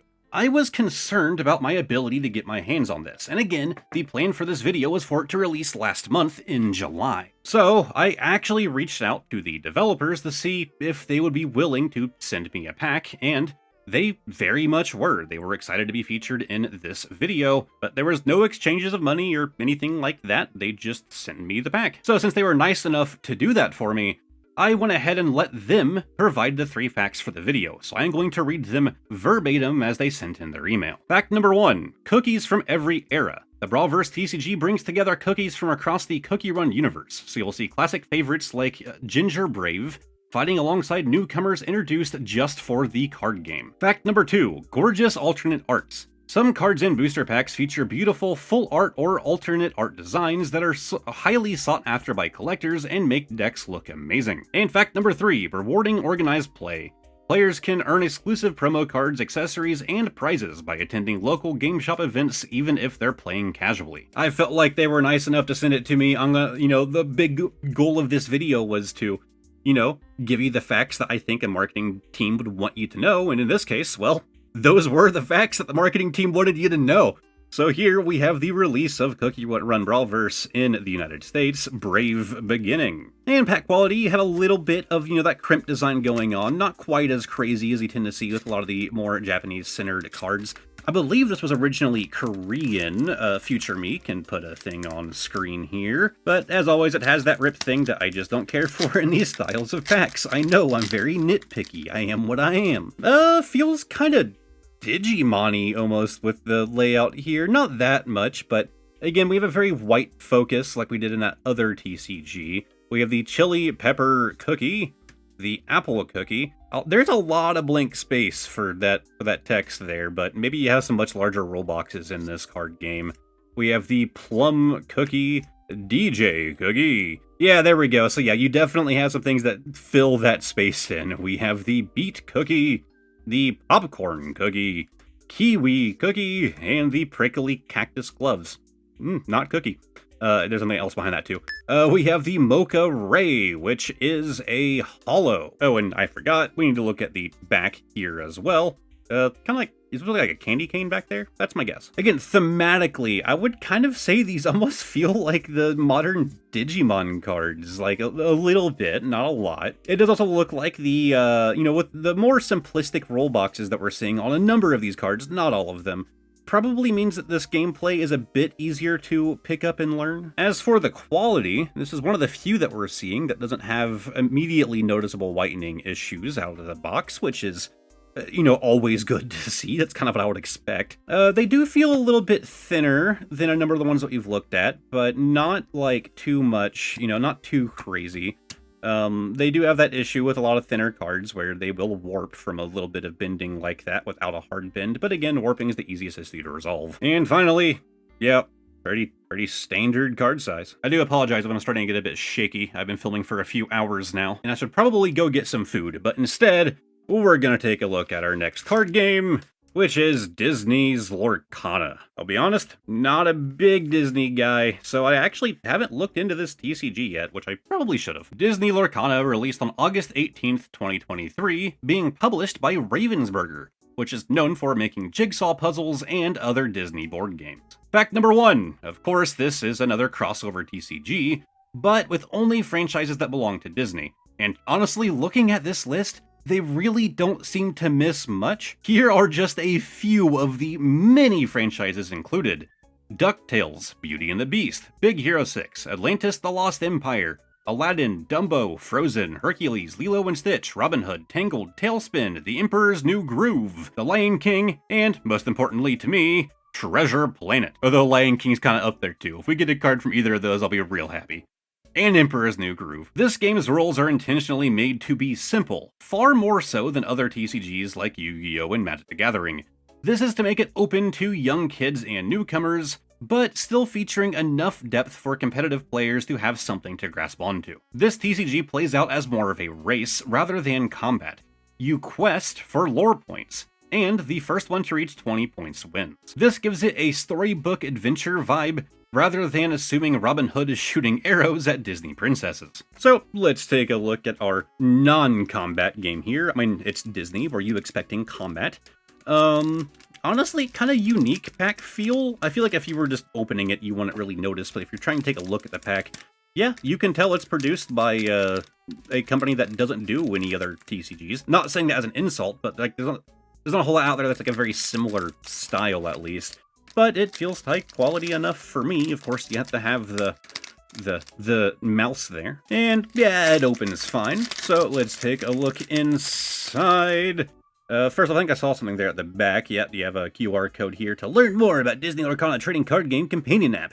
Yeah, sure. Oh, okay, that's neat. They make a use of that card by having it as like a piece of like a larger image you could make if you get all of the pieces. And okay, the backs are pretty clean. It is kind of a bold approach to not have any kind of wording back here. No copyright info or anything like that, but not even like the Lorcana, like, you know, Disney Lorcana back here. Pretty bold approach that I want to expect from Disney. I appreciate that. But our first one is the 100 Acre Island, Pooh's Home, as a horizontal card here. Then we have Stitch, also another franchise I'm happy to get things from. We have Tinker Bell, Mickey Mouse. Yeah, it's weird that I didn't mention Mickey Mouse as one of the franchises, but did you guys expect him to not be here? No idea what you are, guy. Nick Wilde. I am noticing, unless I'm blind, if somebody can point out, I was expecting, like, somewhere on here for it to say, like, what movie or, like, franchise they're from, but there isn't any info, which would probably help people who aren't into everything Disney. But, okay, we have Gopher, Basil, not bad. We have Microbots. Then Pooh's Pirate Ship, not quite the pirate ship I was looking for. We have Lilo, and finally we have Basil, the hypnotized mouse, as a holo. Not too bad looking. Again, I can be a pretty big fan of the more subtle holo effects, and to be honest, I didn't expect bombastic holo effects from Disney, and that's not really what I think would be fitting for them, so yeah, I think they did a pretty good job. I mean, I would hope so. They are a mega corporation of a whole different degree. Oh, the second time in this video, I'm gonna go take a break. I need to stop the shakes. Alright, shakiness mostly cured. Let's go on to the next one. We have Star Wars Unlimited. This card game released on March 8th of 2024 and is published by Fantasy Flight Games, who actually holds licenses for other major properties, including Lord of the Rings, Game of Thrones, StarCraft, and Warhammer. So this is actually the 6th Star Wars card game.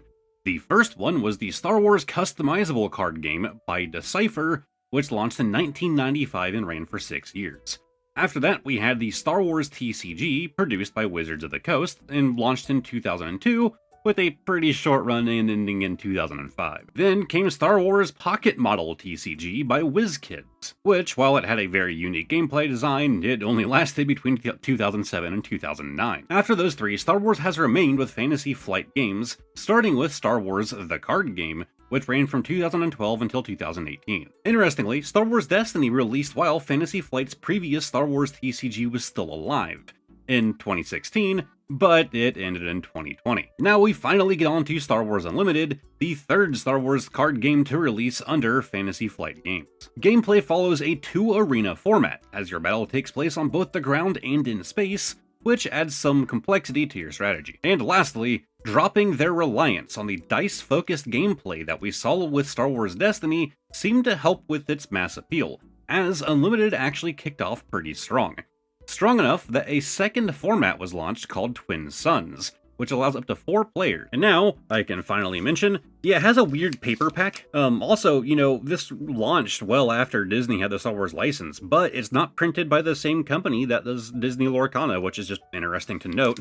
But yeah, it's like a paper pack. It's not like plasticky at all, but yeah, you do have the Disney logo right down there. I actually don't recall if I've done any Star Wars Unlimited. I know I did do a little bit of Star Wars Destiny, and I have a handful, a lot of the dice that they did with those. So here, as a sideways card, we got Jango Fett, as far as the backs are concerned. No, I actually don't believe I have done this TCG, although Jango here does appear to have a unique back on him. So we can take this and then flip it around, and okay, more standard, you know, vertical card. Then we have the KCM Mining Facility, and the Daughter of Drothmir. I'm not that big of a Star Wars person. Whoa, that's weird. That feels wrong. That feels really... Why does that feel wrong? Like, they just put the artwork on the bottom, but like, man, that feels like... Here, I'm gonna do the thing. That hit my brain the same way that this did so many years ago. Here is Borderlands 2 for the Xbox 360. What do you know? You got Borderlands 2. Well, let's go up a generation. Let's go to the Xbox One. Here is Skyrim for the Xbox One. Why is the disc on this side? Xbox, why did you do this? Why is the disc over here now? You're the only console manufacturer to do it. I don't think they've ever even given us a reason. They just kind of did this. Like, this was just a shock to the system to look at. That should be considered a sin. Either all your cards are like that, or I'm sure there's a gameplay reason, but whoa, that threw my brain through a loop. Like, it feels wrong. It looks like I have the cards upside down now. Like, they need to be like that. We have the Clone Heavy Gunner, the Headhunter Squadron, there's something full art back there. Warrior Drone, oh, not quite, kind of. We have the 41st Elite Corps, the B1 Security Team, Droid Cohort, Droid Deployment, God, I don't like it. On top of things, Managard Wing Leader, Magna Guard, right? Yeah, Magna. Hello there. Hello there. That makes me, okay. You've won me over. You won me over. You can do your upside down cards. You do whatever you want. We have Brain Invaders. And, oh, come on, the holo that we pull has to be one of these upside down ones. We have Merciless Contest. Again, a pretty subtle holo effect. Nothing crazy, but it doesn't look too bad. So, quality. Seems fine. Oh, it's actually another backwards one, by the way. This, Battle Droid, and bam, neat. Quality seems fine. Whitening issues don't seem to be a problem at all when they're packed fresh, which is always nice. Yeah, they just feel like cards. Print quality is actually pretty good. I would say definitely above your standard. I'd say it fits pretty Star Wars quality. And as for sizing, yeah, it's Pokemon. And our next card game is Magic the Gathering. We have our last of the big three. Now, it should be noted that I am so far out of the loop on Magic the Gathering that whenever I went to my LGS, you know, they have a lot of Magic the Gathering sets. I asked them, I was like, hey, if you had to pick a set that, you know, would fit like the core of what Magic is, would be a good representation of what it is, what would it be? And he was like, well, this is like the core set, so probably that. I was like, okay. I had actually originally picked up this from GameStop thinking, you know, it's Magic, it counts. It doesn't really represent what Magic is, though. It's a crossover. So, again, I decided to pick that up and replace this. So, members only video. So, of course, Magic the Gathering released in 1993 by Wizards of the Coast. And now, on to the facts. Magic the Gathering is well known as the first TCG. Without it, we wouldn't have any other card games that are featured in this video. I might not be a Magic person anymore, but any TCG player has to respect the legacy that Magic the Gathering left and its impact. Secondly, Magic might just have the most formats out of any card game, and with their history, that kind of makes sense. Of course, you have Standard, but past that, you have Modern, Legacy, Vintage, Pioneer, Limited, Commander, Cube Draft, Brawl, Pauper, Oathbreaker, Plane Chase, etc, etc, etc. And this was more so for my own research, but I went ahead and threw it in as our third fact. Magic the Gathering packs used to actually be split, to the best of my knowledge, between draft boosters and set boosters. Set boosters were the quote-unquote standard for normal play, while draft boosters were for playing, well, draft formats. However, in 2024, they consolidated these two into a singular pack, simply called a play booster, like we have here. However, alongside these, we now also have collector's boosters, which are premium packs designed with collectors in mind, although play boosters will still suit casual collectors. Then you also have these secret layer drops, which are direct sale promos, usually covering crossovers and art-focused cards. Now, while I have covered a couple of the crossovers that they've done, most notably Assassin's Creed, Fallout, and Final Fantasy, well, now I actually get to take a look at regular Magic the Gathering for the first time in a very long time. And when I said I was into Magic, it was a very brief stint. It was like a year of my life, so it's not like I was ever super well versed in the first place. But we have the Healer's Hawk, the Sure Strike. To be fair though, I did actually go to tournaments, so I guess I was decently well versed, but I was basically doing it like with a buddy of mine, kind of like as my tutor. Like he did a lot of my deck building for me. Soul Shackled Zombie looks really cool. Girax Uprising. I really do like their, like, the way they do these, like, multi-type cards. Like, I've always been a big fan of that, like, design. The Brightonborn Cutthroat. Quake Strider Ceratops? Yeah, Ceratops. Day of Judgment. Then we have, I believe, a reverse here, the Swiftfoot Boots. And we have a Hollow Forest. Yeah, the Hollow fixed them really well. I like that. And food. Ironic. I was just, consuming some of that. It's Magic. How much more is there to say? And our next card game. Let's pull out...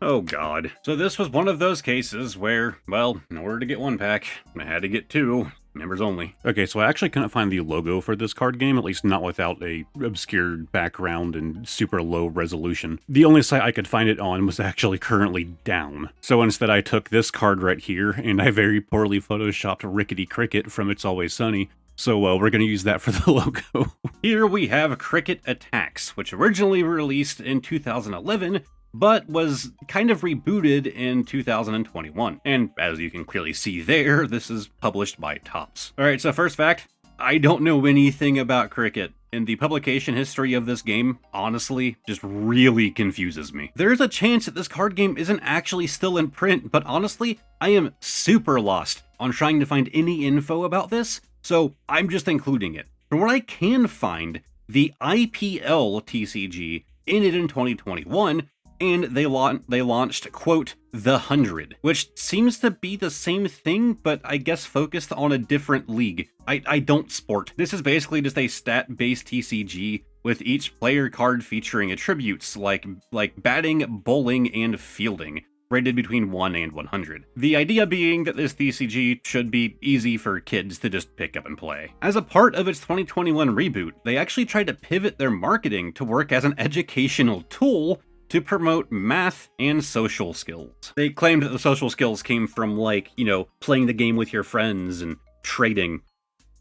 Like every card game. Anyways, this one's from 2012, so I guess this is from the original version. Then it, you know, they had that like re-release in 2021, which I think this was like based in like India, I want to say, and then the new one was like in the UK. Like, you know, like the league that it's themed around. Again, I don't sports, but it is, unlike most sports games, it's an actual card game. It's not just like a collectible thing, right? So, it gets included. We have Cricket Attax trading card game All-Rounder. And yeah, right there, IPL. So I'm guessing that's like the league. A bit of texture going on here. Very, wow, far worse than Yu-Gi-Oh! Actually. Those are some sharp corners. Those are going to get destroyed fast. And crazy whitening issues. But it's tops. Wow. How is this game even played? Is this even really, like, it is. It's supposed to be a game, but you really don't. 28 runs, 61 bowling, 73 batting. So those are the stats that you play with. Okay, these cards do not separate easy. Oh, wow, they really don't separate easy. Well, can you imagine, like, you're like, have this whole cricket career, and then they print a card of you, and like, we'll give you a 3-star with a 20 out of 100 in batting. I don't know, just seems kind of rude. This man's a bowler. Why is he getting rated on batting? I don't even know what that means. We have the Batsman. Wow, really bad at bowling. 19. A69. Yeah, I'm on your side now, buddy. And we got a holo. Man, I'm so excited for this. It's a 5-star holo right here. Shane Watson. I don't know, man. These feel extremely cheap. Like, they feel really cheap. So despite being more Yu-Gi-Oh-esque with that, the sharp corners, it's actually, yeah, width-wise is the same as Pokemon, but yeah, I'd say it's pretty similar dimensions. The corners just kind of like poke out, you know, those real sharp corners. I don't know, maybe somebody watching this video knows about Cricket Attax and wants to leave a comment with some info. I kind of have my doubts, but, I mean, it is still around. I'm guessing it still has fans. Okay, yes, Editor Man is back again already. I can now confirm that, yes, I've at least missed one card game. I realized I didn't look deep enough into sports cards, as I usually don't think of those as actually being TCGs, and I probably should have after discovering Cricket Attax. Evidently, it used to be a thing where a lot of sports would have actual TCGs. Now, the gameplay would be very simplistic, like very simple, like Cricket Attax here. But that has very much fallen out of fashion. However, Topps does have another card game called Match Attax. Match Attax is basically the exact same thing as Cricket Attax, but instead of cricket, it is soccer or football, whichever you want to call it. They had other Attax series as well, one of them actually being Marvel, but that is out of print. They had another one called Slam Attax, which is WWE, but that is also out of print. So if I'm missing any other sports TCGs, feel free to let me know in the comment section down below, but I believe the only two that are remaining that are still in print are Cricket Attax and Match Attax. And any other sports card is just a collectible thing, and there's no actual game that can be played there, at least officially. So, our next one is Elestrals. Well, I kind of set up my stand here. First, extra little fun fact about Elestrals.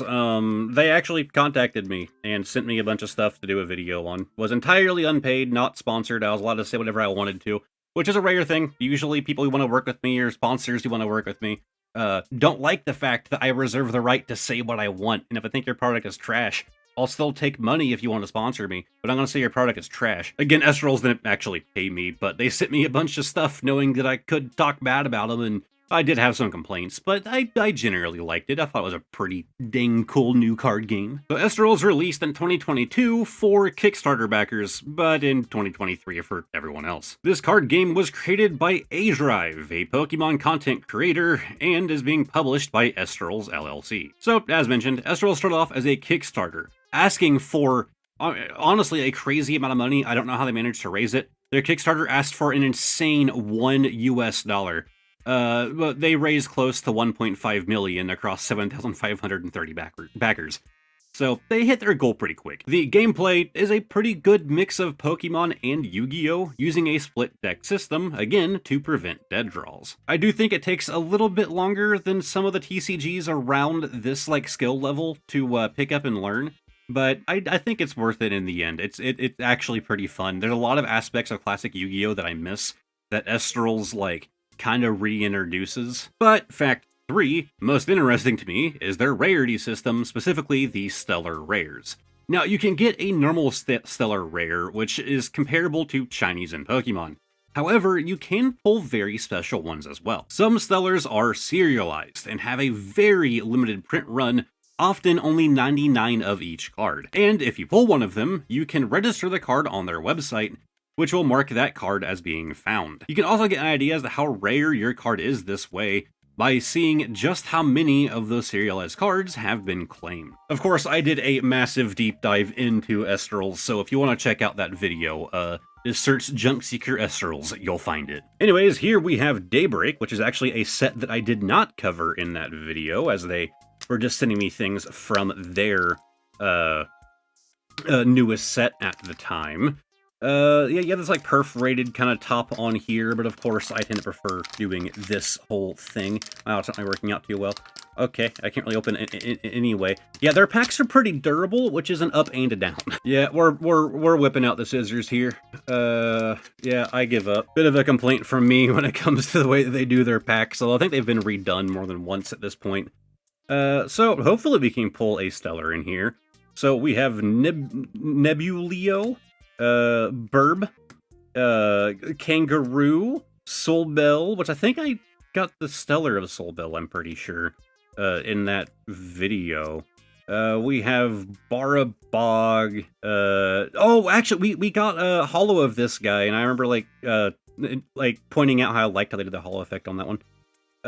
Crace Boar, and we have one of the spirits, which is what makes up your second resource deck. It's just these little spirit guys. And, pretty bombastic, backing here. So these cards are a lot thicker than Pokemon cards. They are, you know, usually a bit of an upside there. I'll say, though, while they are thicker, they're also kind of softer, and, man, the bend gate on these guys. Like, that wasn't a hard bend. I got big thumb. I put thumb there, I bent it, like, pretty lightly. Like, let me grab another one just so you can, like, watch this. Like, I'm just gonna kind of do that. Like, not a hard bend. And you can already see it's warping. Their cards warp extremely easy because they are such a soft material. Luckily, again, warped cards are the easiest thing to fix. You can literally just bend these ones back and they'll start to get fixed that way. But of course, just put them, you know, in a binder and a stack of cards or between books, and your problem is solved. But yeah, the quality of the cards is honestly great. My biggest complaint about the print quality was the holos, but of course we didn't pull any here. And all I'm saying, A-Drive, if you want to send me some more stuff, I'll do another video. Anyways, our next card game is One Piece. This one's also going to have a very interesting bonus fact after the original 3 facts. So the One Piece TCG released on December 2nd of 2022, being published by, once again, Bandai. Oh, and they do have the Bandai Namco moniker on there. So fact number 1, every card in this TCG features authentic artwork from, I'm gonna butcher this, but Ichiro Oda, which is the creator of One Piece. This allows the TCG to fit in with the manga and anime styles perfectly. This is an interesting mix on a champion-style TCG, where you have 2 characters going head-to-head. But in this card game, you pick a leader, and then you build up a crew using more character cards alongside event and stage cards. And the third interesting fact, the One Piece card game actually has a chance, no joke, to surpass the roster of Pokemon. There are over 1,200 named characters in One Piece that they can make cards out of. So, given enough time, they could, theoretically, catch up to Pokemon's already massive roster, so long as Pokemon's generations don't start dropping faster. So, interesting fact number 4. I have been asked a good number of times if I'm ever going to cover One Piece, and this will likely be the only time. Simply because I don't have anything to say. I've never been a One Piece fan, even back when One Piece was a new thing when I was in, like, high school. Even back when I was an active anime watcher. I hate to say, I find the art style abhorrent. Abhorrent. God, I can't say that word.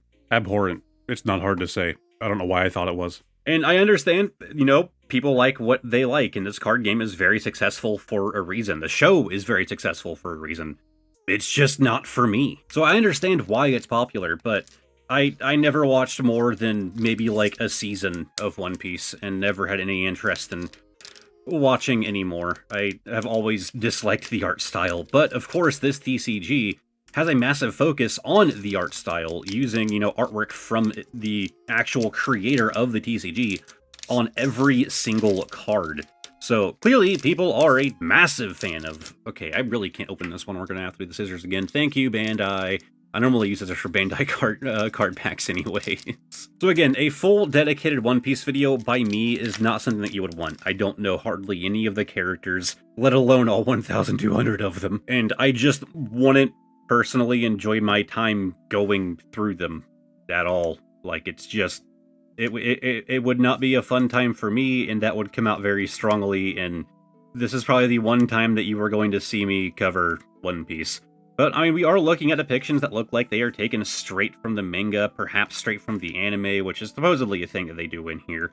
I'm sure they also use, like, promotional artwork and other pieces that the creator did for, like, advertising and just, like, fun whips and yada yada.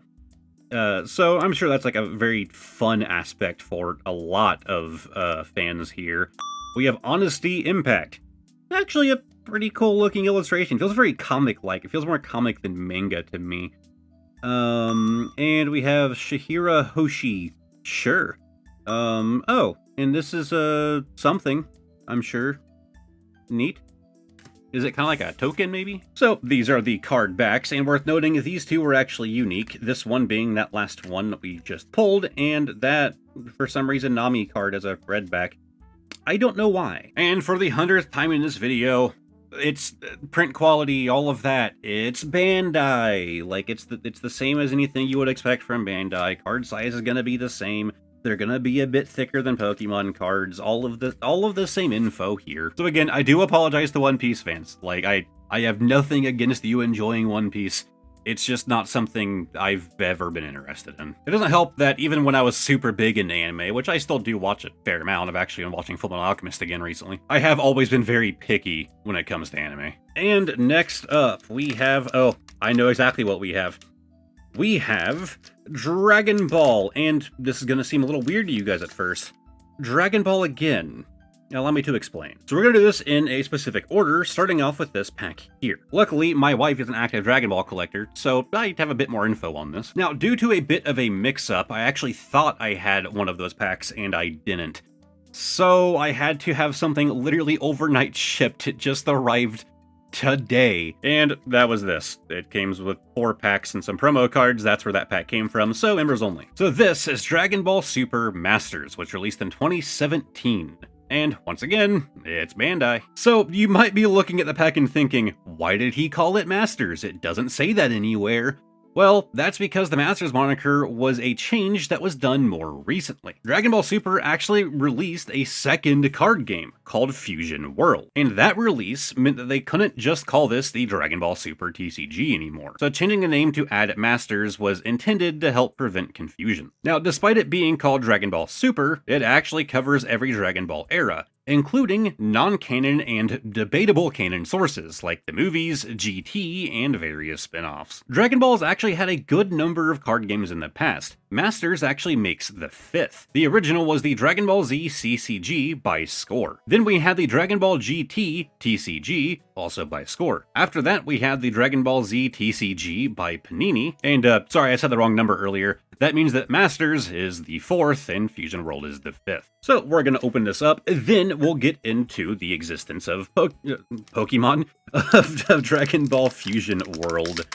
So, hey, that opened pretty clean. Oh, I forgot to use the little pull tab thing. It's Bandai. It's Bandai. We've done it 100 times. You already understand. You understand. I know that you understand. So, yeah, here are the backs of the cards. Dragon Ball Super card game, which, of course, is now the Dragon Ball Super card game Masters. But we have Vegeta, combined offensive and defensive. And, oh, we actually have a leader back card here. Again, I'm more familiar with Dragon Ball thanks to my wife. So you have Super Saiyan Broly, Devil of Destruction, with the back being Broly and Paragus. Then Janemba, precursor to a devil. Bio Broly, out of control monster. No idea how to say that. We have Crystal Gazing. Super Saiyan, God, some of the names in Dragon Ball has some of the Yugioh issue. Super Saiyan Son Gohan and Pan, strong father and daughter. We have Son Goku Intense Headbutt, the Dormant Super Warrior. Here we have, I believe, the reverse Vegeta Combination Attack in Hell, and what should be our rare slot. Maybe there's one. Okay, no, maybe not. I'm getting confused. We have Super Saiyan Broly, the Nightmare Begins, and we have Grandpa's Heirloom, the 4-star Ball. A fantastic looking card. Dragon Ball with always does these golden hollow effects that I'm just a fan of. They can get pretty wild on some of their cards. Okay, we're not going to keep going over Bandai card quality, it's Bandai again. But now we have Dragon Ball Super Fusion World, which was released in 2024, again by Bandai. So Fusion World is a completely new card game. The cards between this and Masters are not compatible with each other in any way. Fusion World was made to be easier for new players to pick up, with cleaner card layouts and fewer text-heavy effects. As a result of there being less text and things obscuring the cards, Fusion World kind of leans more into the collector side as well, as you tend to have more of a focus on the artwork. And in March of 2024, Fusion World released a digital version, following the exact same rule set and the same cards as the physical version. So if you wanted to try it out, there's a good free option. So let's take a look at Fusion World, which I think actually gets has a faster release cadence than God, what's the word? Than Dragon Ball Masters. Actually, part of the mix-up for why I didn't, have a Masters pack originally was, well, I wasn't sure if Masters was still a thing because releases are pretty scattered for that one. But anyways, we have the Golden Great Ape Son Goku, and let's do a little bit of a comparison here. So, very basic card right here, not a whole lot of text, right? Well, let's compare that to one of the original cards.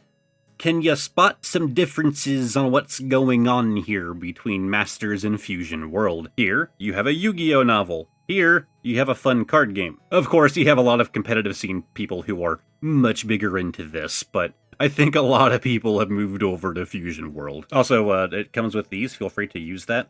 But the backing is actually an interesting note. While these card games are not compatible with each other, they felt like just making it a little bit more confusing. I kind of took a bit more of a look at the cards there. Maybe there is some compatibility between the two, but it really doesn't seem like it. There are some similar stats and terminology used, but I'm guessing that there's not really much there. Anyways, someone can correct me in the comments. We have Vegeta, we have Son Goku, Energy Absorption, Videl. I should note that whenever me and my wife open Dragon Ball cards, I always call characters the wrong name. Kind of drives her nuts sometimes. I'll be like, oh, it's Goten! We have Bulma, Hercule, and finally, Toppo. Neat. Not a bad-looking hollow card here, with a bit of texture going on as well. And for this next trick, we have Amino. Before we even get started, I just want to point out, I love the way this pack feels. I'm not sure how they're printing these, but I like the feeling. You'll see more in a bit. So Amino actually launched all the way back in 2017 and is still active today, and is published by Amino Games, LLC. So fact number 1, as you might expect by looking at it, the mechanics are very heavily inspired by Pokemon. However, it replaces the fantasy elements of Pokemon with virtues, Bible verses, and story cards. So before I continue on with the other facts, I just want to note, this card game is clearly made with a target demographic, that being, religious families. However, topics like religion and politics are not really a thing that I cover here on this channel, so I'm not really going to be talking a whole lot about that aspect for hopefully obvious reasons. I'm never a big fan of dividing the crowd over something that is not important to this channel's content whatsoever. So you can feel free to have calm and rational discussions in the comment section. However, if I start seeing things become vitriolic, rather it's because you love this card game or you hate it. I don't care what direction you're going in. If I see people arguing and name-calling, I will likely start removing comments. I'm not going to pick side in debates, I'm just going to remove toxic people. So, fact number 2. Despite its Pokemon inspiration, there are actually 3 ways to play this game. The first being a more standard 2-player mode. Then there's a 5-player mode where all of you play with one deck, And lastly, there is a version that is designed specifically for memorizing scripture. And lastly, every pack has a guaranteed holo, as well as a character card that has a Bible verse. So again, we're ignoring any, religious implications. That obviously is the core idea behind this, right? It's designed for, families who probably don't want their kids playing Pokemon, and so they want them to have a more religious version. And, like I said, I love the way that this pack feels. Like, it is this, plasticky material, but it's almost, crimped on the sides, if you get what I mean. It reminds me of, one of the promo packs that I received from Elestrals, one of their older ones, that had a very similar design. Luckily, the rip thing on this looks like it might go better than okay, maybe not. let's try it from the bottom. Let's give it a second. Okay, yeah, it just does the corner thing by the time you reach the cards. I always hate those rip things. I hate them. Anyways, here we have Plucky. We have Furball. Interesting art styles here. Okay, yeah, we're noticing mixed up art styles. Very different from the first two that we saw. The Crow. Yes. Squibble looks kind of nifty. Batapole Bishamoth? Man, I don't know how to say half of these names. Opolis Refrigerator? Okay, I'm a fan of the refrigerator alligator. Big fan of that one. Oh, okay. That really caught me off guard. Very drastic change in art style here. But a very nice, cracked ice holo going on here, the Fear Crow Mega. That actually is really cool. That's well done. And then we have Power Love. And here are the backs of the cards. Well, the same. I gotta say, for a more, niche card game, I really think that holo was done very well. So, as for card quality, it honestly, I would say is comparable to Bandai, as lame as that sounds, but it really is. Maybe a bit thinner than theirs. But I mean, print quality is actually pretty good. Lettering is pretty sharp, which is always a good tell for the print quality. It's not AAA level, but it's pretty dang good. You got your rounded corners. It's good quality. And of course, yep, sizing is, 1-to-1 with Pokemon. That's interesting. I guess it was designed to be a Pokemon replacement, so yeah, they're doing a pretty good job. And next up, we have... oh god, we have Neopets Battledome. So actually, quite a while back, probably when this TCG first released, my wife happened to come across these in the wild, and figured with me running a card game channel, I would be interested in doing a video, so I have 2 decks, and they will be going in the members only. So, Neopets Battledome released on June 26th, 2024, being published by Upper Deck, obviously in partnership with Neopets. Interestingly, this is Neopets' second card game. The first one was actually, once again, by Wizards of the Coast in 2003, but was discontinued 3 years later. Battledome does not share any mechanics or artwork with their original card game. Okay, honestly, I didn't write good notes for this one, so I apologize if this seems like I'm not really selling it, but my second note literally just says that each pack has 2 guaranteed holos. I guess I cannot find interesting things on this. But fact 3 is some more info. So gameplay is very reliant on RNG, as most actions require rolling dice. These are basic D6, so you don't need to have their official dice to play. It is interesting that we've seen card games in this that try to remove as much RNG as possible, and then you have card games like this that try to add as much RNG as possible. So I gotta say, it's an Upper Deck pack. If you've ever done anything from Upper Deck, their packs honestly feel really cheap. They feel like, what you'd expect a lot of sports cards, honestly. Print quality is pretty bad on their packs. Look at how faded the Upper Deck logo is. It's almost like it misprinted because of the cheapness of the material that they choose to use. I don't know. But let's open it up. I have not seen any Neopets cards in person, although I've had those decks for a long time. So we have Corbat, red, interesting. Mincy, Jube, Zweetok. Yep, there's a holo Zweetok. It says there's 2 guaranteed holos, so there's our second one. Different holo design, I appreciate that. One a lot more noticeable. This one a lot more subtle, but actually is on the Neopet itself. I assume that they are referred to as a Neopet, yeah? I was never a Neopets kid, in case you're wondering. We have Hadric, Pet Bone, and Orn. Oh, an interesting design for the back. I gotta give him that. Not really textured. I guess slightly. There's a little bit of texturing going on. Honestly, Upper Deck, you're doing a good job here. Like, it's cut very clean. The back actually looks really cool. I love, like, the dimples going on there. You don't have whitening issues.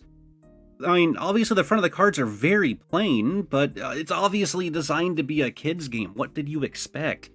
And the quality is actually really good. Yeah, that 1-to-1 with Pokemon, so your sleeves will work just fine for Neopets. And all I gotta say is if you have young kids, I mean, honestly, not a bad option. And our next pack is...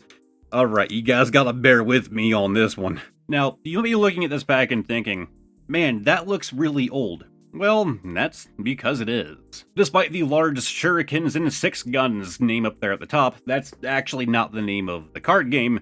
Rather, it's just called Shadowfist. So, Shadowfist released in 1995, but relaunched again 5 years later in 2000, then relaunched again in 2013. Interestingly, it was originally published by Daedalus Games up until the year 2000.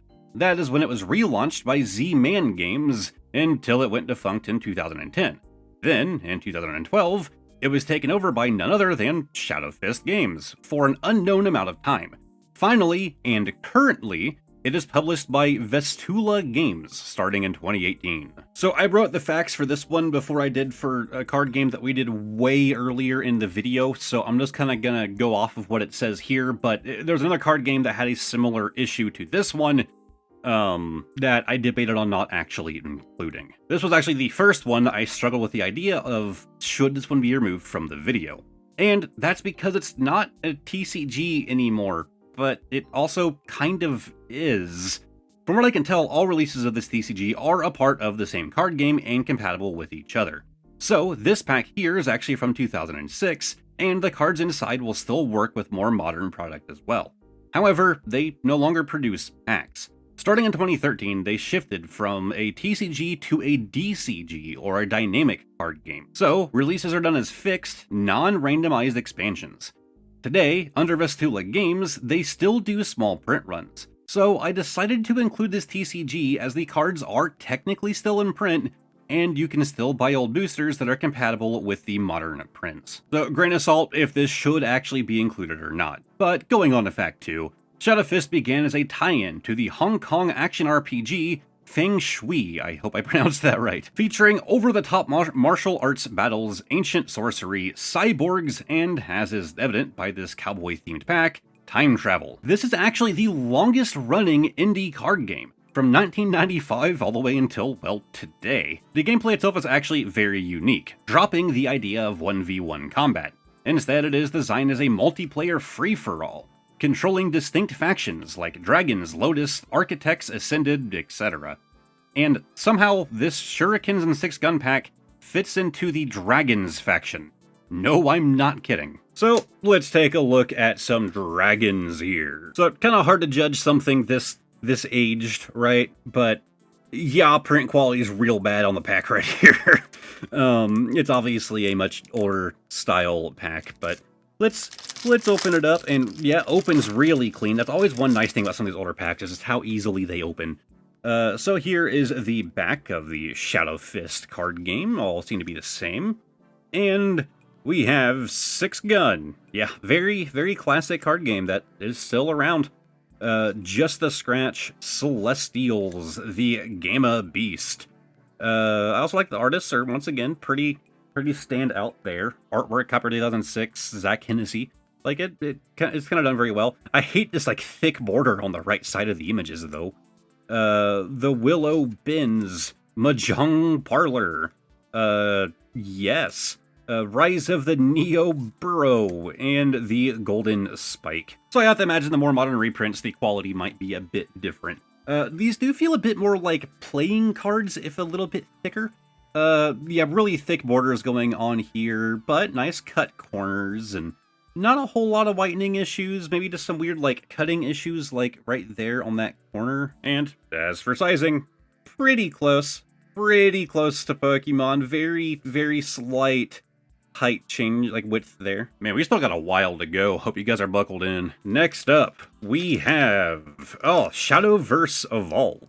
This card game released on June 30th, 2023, at least in English, and was created by Games, with the physical version being published by Bushiroad. Again, probably said wrong. So, Shadowverse actually started as a digital card game back in 2016, and based on the Steam reviews, people really do love it. In fact, they loved it enough that now we have this physical version. It is worth noting that the developer, Games, followed up on the original Shadowverse CCG with a much newer release in June of 2025. However, it seems that things are not going so well there. Now, if you don't know who Games is, well, you might know them better from their Grand Blue Fantasy games, or the current game that you can't stop seeing online.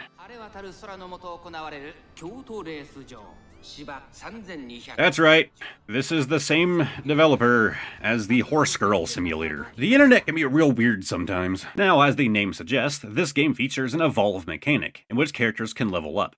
To port this to a physical format, the Evolve deck was created. This is a separate deck where you can have up to 10 evolved follower cards, which you can use to evolve your followers. Shocking, I know, but this allows you to simulate the digital version. However, there are a few differences between the two, mostly around that aspect. So the success of both the physical card game and the digital version has led to its very own anime, simply called Shadowverse, released back in 2020. That was then followed up by another anime called Shadowverse Flame in 2022. Obviously, these animes are just to help market the card game by tying in the card art with characters from the shows. And now we can dig into the pack. Oh boy, more anime ladies. Pull them out, and yeah, anime lady off the bat. We have the Steel Demolitionist, then the Airship Whale, okay. Captain Mito. We have a holo right here. Merowyn, Omen of Repose? Yeah, Repose. Oops, okay, I'm dropping things now. We have Craving's Splendor. The Apostle of Truth, another holo, a lot more subtle on that one. We have the Servant of Destruction as an evolved follower there. We have the Puppet Token, and why is that token so thick? Why are you so thick? Why is the token thick? Look at that. Look at the thickness on that token. I thought there was like another 2 cards left. Like, regular card versus token. Okay. It is worth noting that they all have the same backing, including the token itself, so I guess that kind of helps differentiate the two. Like, that is a thick boy. Okay, I do kind of like the minimalistic design going on the back of this, and quality is kind of what you'd expect from the rest of the Bushiroad cards. Yeah, you're looking at, like, similar sizing too. I'd be interested in trying out the digital game. Maybe the original one, though. And next up, we have another Pokemon Trick or Trade pack. This being our other card game that would not fit inside of one of these. And that's because this is a big boy pack. We have Ward. If you can't tell, this has a very comic book theme. Well, even... Oh, wait, no, yeah, he does. Oh, okay, he really wants to slide out. Okay, get him in place and don't shake the desk. Looks like I also didn't leave a lot of notes for this one either, but Ward released in 2023 and is published by Ward TCG. It was actually created by a pair of brothers, Tom and Joe Casey. So far, Ward has released 2 sets, both being 150 cards apiece. So you can probably expect future expansions to keep to this exact 150 card count. Now, this TCG plays a lot like more of the other fighting card games, where it is a 1-creature battle system, and as you can see on the front of the pack there, it has a lot of RNG involving rolling dice. Interestingly though, there is a single-player component of this game, where you can battle pre-made boss decks. I also think I saw something about how that single-player version can be played with friends as like a PvE game mode, where it's multiple of you against the boss deck, but I'm not too sure on that one. But yes, this is a 35-card starter pack here, and it is randomized what you get inside. Look at that big boy UPC. Anyways, look, a sideways tear, like all of the other ones. Oh my god, it's gonna be like that aluminum stuff, isn't it? Oh my god, it is so thick. Oh, Jesus, this is like a pain to open. They do a sideways one, which makes sense for opening card packs. Okay, there we go. That was a lot easier. Yeah, not really aluminum, just very rubbery. And, okay, maybe I'm wrong. Maybe this isn't random because the cards are wrapped up. Okay, time for some last minute research. Oh, okay, very interesting. I don't know how I didn't spot that the first time. So this is a weird mix of the two, actually, and I would say it very much still justifies being in this video. I almost was going to cut this entire section, but no. Ward actually does have, this is, right here in my hand, this is a randomized 35 cards, like a card pack, but they actually use the term semi-randomized, as they actually tend to make sure that certain staples are included. They're going to make sure you have, like, a couple holos. They're going to make sure that you have, like, oh, you need to have at least one of these to play, so we're going to include that in there. So it's semi-randomized. It's basically random, but you're guaranteed to get these certain things, so it's considered semi-randomized. Anyways, we have rolls right here out the gate, and wow, that is very quick rolls guide. Yeah, that's a bright card. Oh, they do the MetaZoo thing with the red borders. Anyways, we have the Hero Shield Knight Armor. Very simplistic art style, and I'm kind of here for it. I'm sure, yeah, okay, we get some more dynamic things in here. But okay, some of these actually look really cool. That looks like a phone wallpaper for like an old flip phone. Not an insult, like it's a wallpaper I would have put on my phone. We have a crocodile. Oh, the Dragon Tamer again. Holy Water, the Magic Ring. Yeah, these are heavy, like, oh, I was about to say heavy comic book focused. Look at the little dimpling, like you tend, okay. Yeah, very heavy comic book focus. I love that. Sword of the Grove, Hero Shield, the Forest Fire, okay. Oh, we have a holo. Cracked Dice, interesting. This really screams like classic TCG to me. I'm guessing that's what they were going for. That, or they just kind of did what they could with their holo effect, and that ended up being what they got. But, you know, it doesn't look bad. It really does scream like fake Yu-Gi-Oh card to me. Growing up, I had a lot of fake Yu-Gi-Oh cards. We used to frequent the flea markets. And that kind of effect was very common. We have the Ranger again. The Giant Turtle, the Halfling, Dire Wolf, Skeleton, Dragonling, Pumpkin Man. Yes, remember the Pumpkin Jack game. If you haven't played that, it's fantastic. Shadow Demon, the Elf, Giant Spider, Grizzly Bear, Goblin Tricks, the Hero. This is him. That's the hero. We have Behemoth, Forest Demon, Griffin, Hell Skeleton, and, ooh, much stronger holo effect here. Good God, we have the Demon King. You could probably come down on that a little bit. I will say in person, the glare from lights isn't as bad, and you can make out all the text just fine. On the camera, at least from what I'm looking at, from my point of view looking at my camera, it does look like that's pretty hard to read when the light hits it at certain angles. But yeah, very much has that, like, fake Yu-Gi-Oh! Holo effect that I grew up with. Yeah, very interesting, like, mix of, like, comic book art style with, like, classic TCG design. Like, I'm here for it. I like this. But as far as this goes, very slightly wider, I'd say, and very slightly longer than your standard, like, Pokemon cards here, but probably fine in the same sleeves. Quality-wise, nothing really to complain about here. Print quality is actually pretty clean. A little lesser, but pretty clean.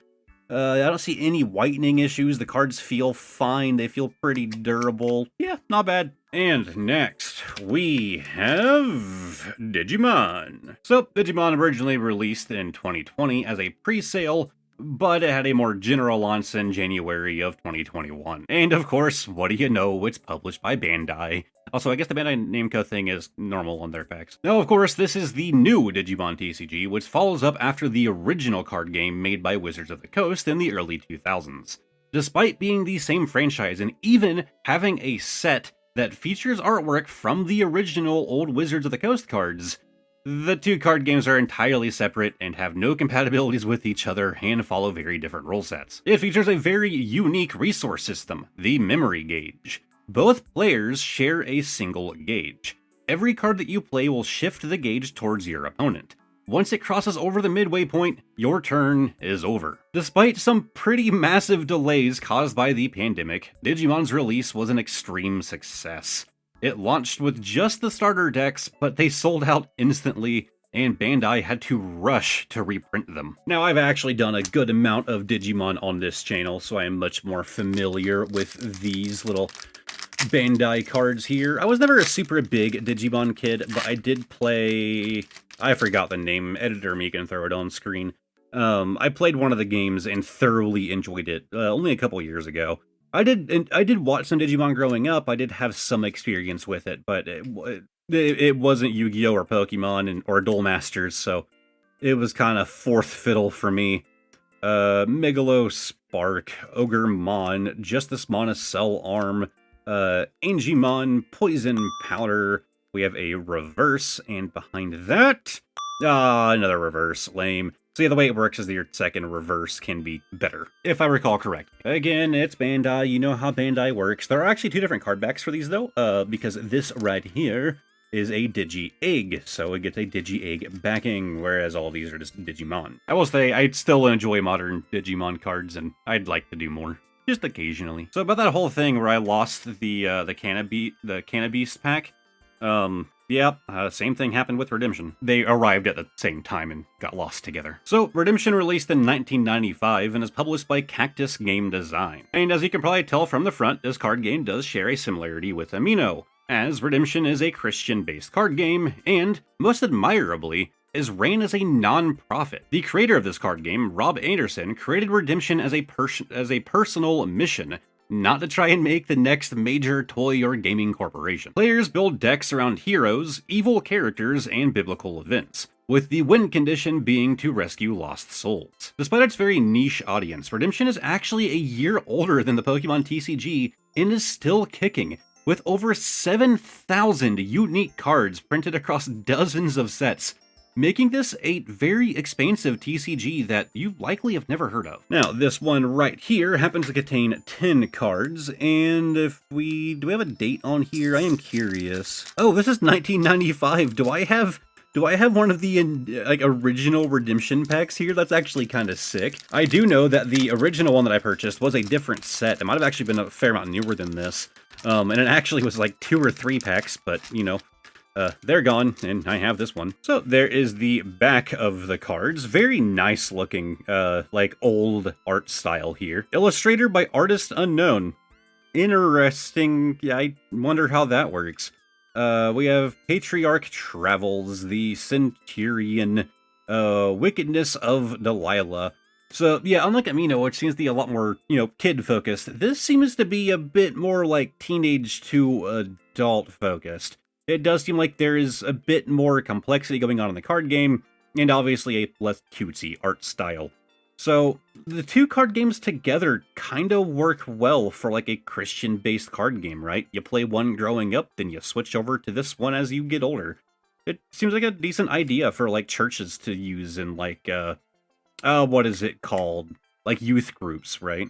You have Aaron and you have Noah. I feel like the sizing on these cards is weird. Maybe I'm wrong. Let me check. Nope, sizing is definitely weird. While it matches the length of a Pokemon card, although it's actually very slightly longer, as you can tell by that bend going on there, they are actually less wide. Like they are much less thick, you know, cards here. So they're a bit longer but less wide. They're very tall cards. Aside from that, print quality could certainly be better, but also these are from 1995. At least I assume so. That is the newest copyright date on the pack. That doesn't mean necessarily when they're from. Yeah, print quality could definitely be a bit better. Also some like weird things going on with the text, like the yellow text over that image is like really kind of hard. It doesn't blend well. You also have, like, the font here, like, touching the border at the top, which is just, you know, very questionable design there. But the quality doesn't feel too bad. They feel pretty durable. We are slowly coming to the end with our next pack. Finally, we have Final Fantasy. Look, man, I'm a nerd for Final Fantasy, and I really want to do more Final Fantasy cards. cards. I didn't list this as one of the facts, but it is worth noting, yes, Final Fantasy has its own card game. It had a card game before it had its collaboration with Magic, and that card game is still running. That's why it's in this video. So, in English, Final Fantasy released in 2016. However, there was an original series that was exclusive to Japan that went defunct in 2015 and was rebooted as Final Fantasy Opus, and that's what we have here. It is actually developed by Hobby Japan and of course published by Square Enix. So from what I can tell, the original Final Fantasy TCG that was exclusive to Japan doesn't really feel like it failed. Rather, it really seems like they killed it so that way they could make improvements on it, like a revamped card design, a bunch of balance changes were made, role changes, yada yada.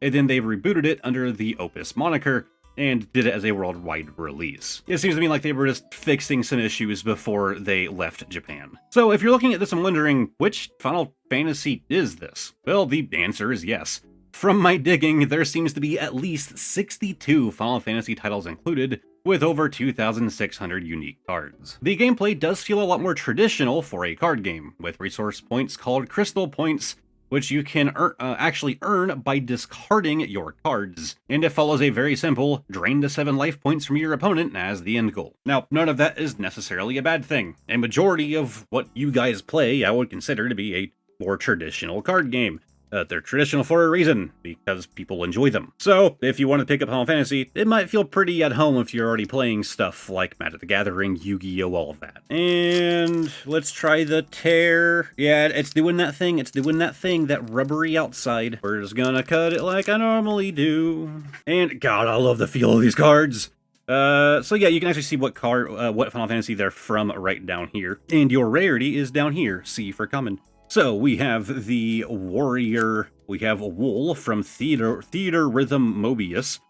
So it's a character from Mobius, then this is him in Theater Rhythm, it's that depiction, it's confusing. We have Theater Rhythm Ferris, Bailio. To be honest, I hate the Theater Rhythm cards, like I hate that they did those. Like, I get doing them, but like, oh my god, they throw so many at your face, and I don't think anybody cares. I like Theater Rhythm. Theater Rhythm was a fun game, well, 2 games. But like, nobody played those for the character design. We have the Sandworm. What do you know from Theater Rhythm? We have the Time Mage from 5. We have Vaughn in one of his outfits that he gets in the City of Final Fantasy. We have Garuda from 3, has a nice looking reverse effect here. It's actually a hero rare. Then, are you getting stuck here? Another hero rare. We have Victoria from BE. God, I can't remember what BE stands for. I'll have it on screen. Then we have Sid, also from BE. We have Zack. Oh, that's pretty fitting. He's on the front of the pack. This exact depiction is the front of the pack. And we have Yuna. 10, but the Final Fantasy, Dissidia version. So another one of her, like, costumes. As I mentioned before, these, to me, are the, like, gold standard for how cards, like card durability. Like, they are thick. They have this really nice texture going on the back with a very clean looking back as well. And man, I swear to God, you can put these things in water and they won't have any problems. Like, they feel like they are waterproof cards. They feel like, you know what, we're actually going to test it. Where's a Theater Rhythm card? Yeah, Wool, you'll do. Mobius and Theater Rhythm, I really don't care. Let's just, like, yeah, we're gonna damage this guy. Okay, so it did put a dent in it. Interestingly, it didn't, like, fold over. Actually, kind of like a sharp dent, too. So, some pretty hard hits, and when you kind of pull it back down, you just end up with a bit of whitening. Probably because I was scraping it with my fingernail. Like, these are durable cards, man. I love the Final Fantasy, like, card prints. So card quality is a 10 out of 10 from me. Okay, the internet said no, but since when do we listen to them? So our little Wool card here is gonna go right there in the water. God, that feels wrong to do. Then, as a control, we have this Dolive from the Pokemon TCG, And of course, we have our Yu-Gi-Oh here as just, some control cards. So I'm gonna let those soak for a while and we'll check back in about an hour or two. All right, it's been a little bit over an hour, but I'm hungry and need to make food, so I know I need this countertop. So let's take a look first here at the Yu-Gi-Oh card. And yeah, it is nice and sopping wet. And let's do a comparison here on the dry spot. If we try to tear that, pretty hard to tear. Here on the wet spot, yeah, it's pretty damaged. You can kind of see the transition there. I know the lighting here isn't the best. On our Pokemon card, you can see it actually absorbed the water all the way up to the top, and it hasn't quite gotten into that one little dry spot there. So the Pokemon card actually pulled the water into it far more than the Yu-Gi-Oh card did. And of course, that means it's done for. And it does seem that the internet was correct, as this Final Fantasy card is very warped now. Interesting effect it kind of gave to the print there. But yeah, it definitely ruined it. So we're gonna do the same rip test, and oh my god, yeah, it really destroyed that. So definitely not waterproof. Oh, you can see putting wrinkles in it as I bend it now. It's putting those ugly wrinkles in the really nice backing that I like on these cards. But one thing that I read online is that the material it's made of can actually help prevent it from getting any kind of damage from a little splash and stuff like that. It won't really absorb it as much as other card games will. Well, that was fun. I will note, though, that a lot of the cards do feel pretty basic. As you saw there, the artwork isn't crazy stellar. But that doesn't mean that there isn't amazing artwork in that card game. It's just a bit more rare to pull some of those. And next up, we have... I'll have to hit it backwards. Altered. So Altered was released on September 13th of 2024 and published by Equinox. This card game started off with a massive Kickstarter campaign. They asked for the equivalent of $58,000, but ended up raising a whopping $7.2 million. And they were just 3 people shy of exactly 15,000 backers. I said backers really weird there. Needless to say, this one had a lot of hype. So this card game has a really weird but kind of innovative system. To put it simply, I've never heard of anything like this before, and it sounds really cool. So every card has a unique QR code on the back, which can be scanned to add to your account in their app, which gives you the digital rights to the card. So now you own the card physically and digitally, and you can use that card to play online because you pulled it in the pack. On top of that, you can actually trade the digital version of the card. Now you can't scan it again as that QR code has already been claimed, but you can trade the digital version of the card while still retaining the physical. The most interesting part to me is that you can use them for printing the card. Yes, really, you can have Equinox reprint you another copy of the card. If you own a card digitally, you traded for it using another card that you had, you traded to somebody else, you get one that you don't have physically, well, you can now pay Equinox to have that card printed. Now you have to do a minimum of 20 cards at a time, with a maximum of 300, and these prints cost anywhere from 75 cents to $1 per card. However, the only real restrictions are that some rare and promo cards do have annual print limits. So for our third fact, the gameplay is more of a race than a fight. Your goal is to reunite your hero and companion tokens. To do so, you have to play as both your hero and companion, and complete expeditions to advance towards each other across a game board made of face-down region cards. Now, I'll also say this. The few cards that I've seen from Altered look really good. I thought the pack art already looked stellar by itself, but the few cards that I saw, they could be the best ones that I saw, right? I don't know. But the illustrations looked super vibrant. No joke, I've been looking forward to taking a look at this one, and off the bat, here we go. We have a Lyra hero, and I thought the QR codes are supposed to be on the back. They're on the front. That looks a little clunky to me, brother. I get it, right? If they were on the back, you could possibly memorize the QR code pattern. I guess that makes sense, but it still looks weird. You have Bravos Blade Dancer, Ganesha? Yes. The Sandman Aja Ordis Cadets. I mean, I can't pronounce any of these dang names, but like the art style is very compelling. And like some of these, like where it's more full art, like I don't know, man, they do fantastic work on this card game. We have Nurture, Baba's Isaba, so it's a walking, moving house. And lastly, oh man, we didn't get any holos, that's kind of lame. Interestingly, that last card was a token, and here are the back of the cards, but tokens actually have a black backing. So I'd say compared to the images that I saw, like, yeah, the artwork here wasn't quite on the same level as some of the ones that I was seeing, but come on. Like, that is super well detailed. Like, some of these are still, like, fantastic. Oh yeah, quality. Again, super fine. I would actually say it's very comparable to Pokemon.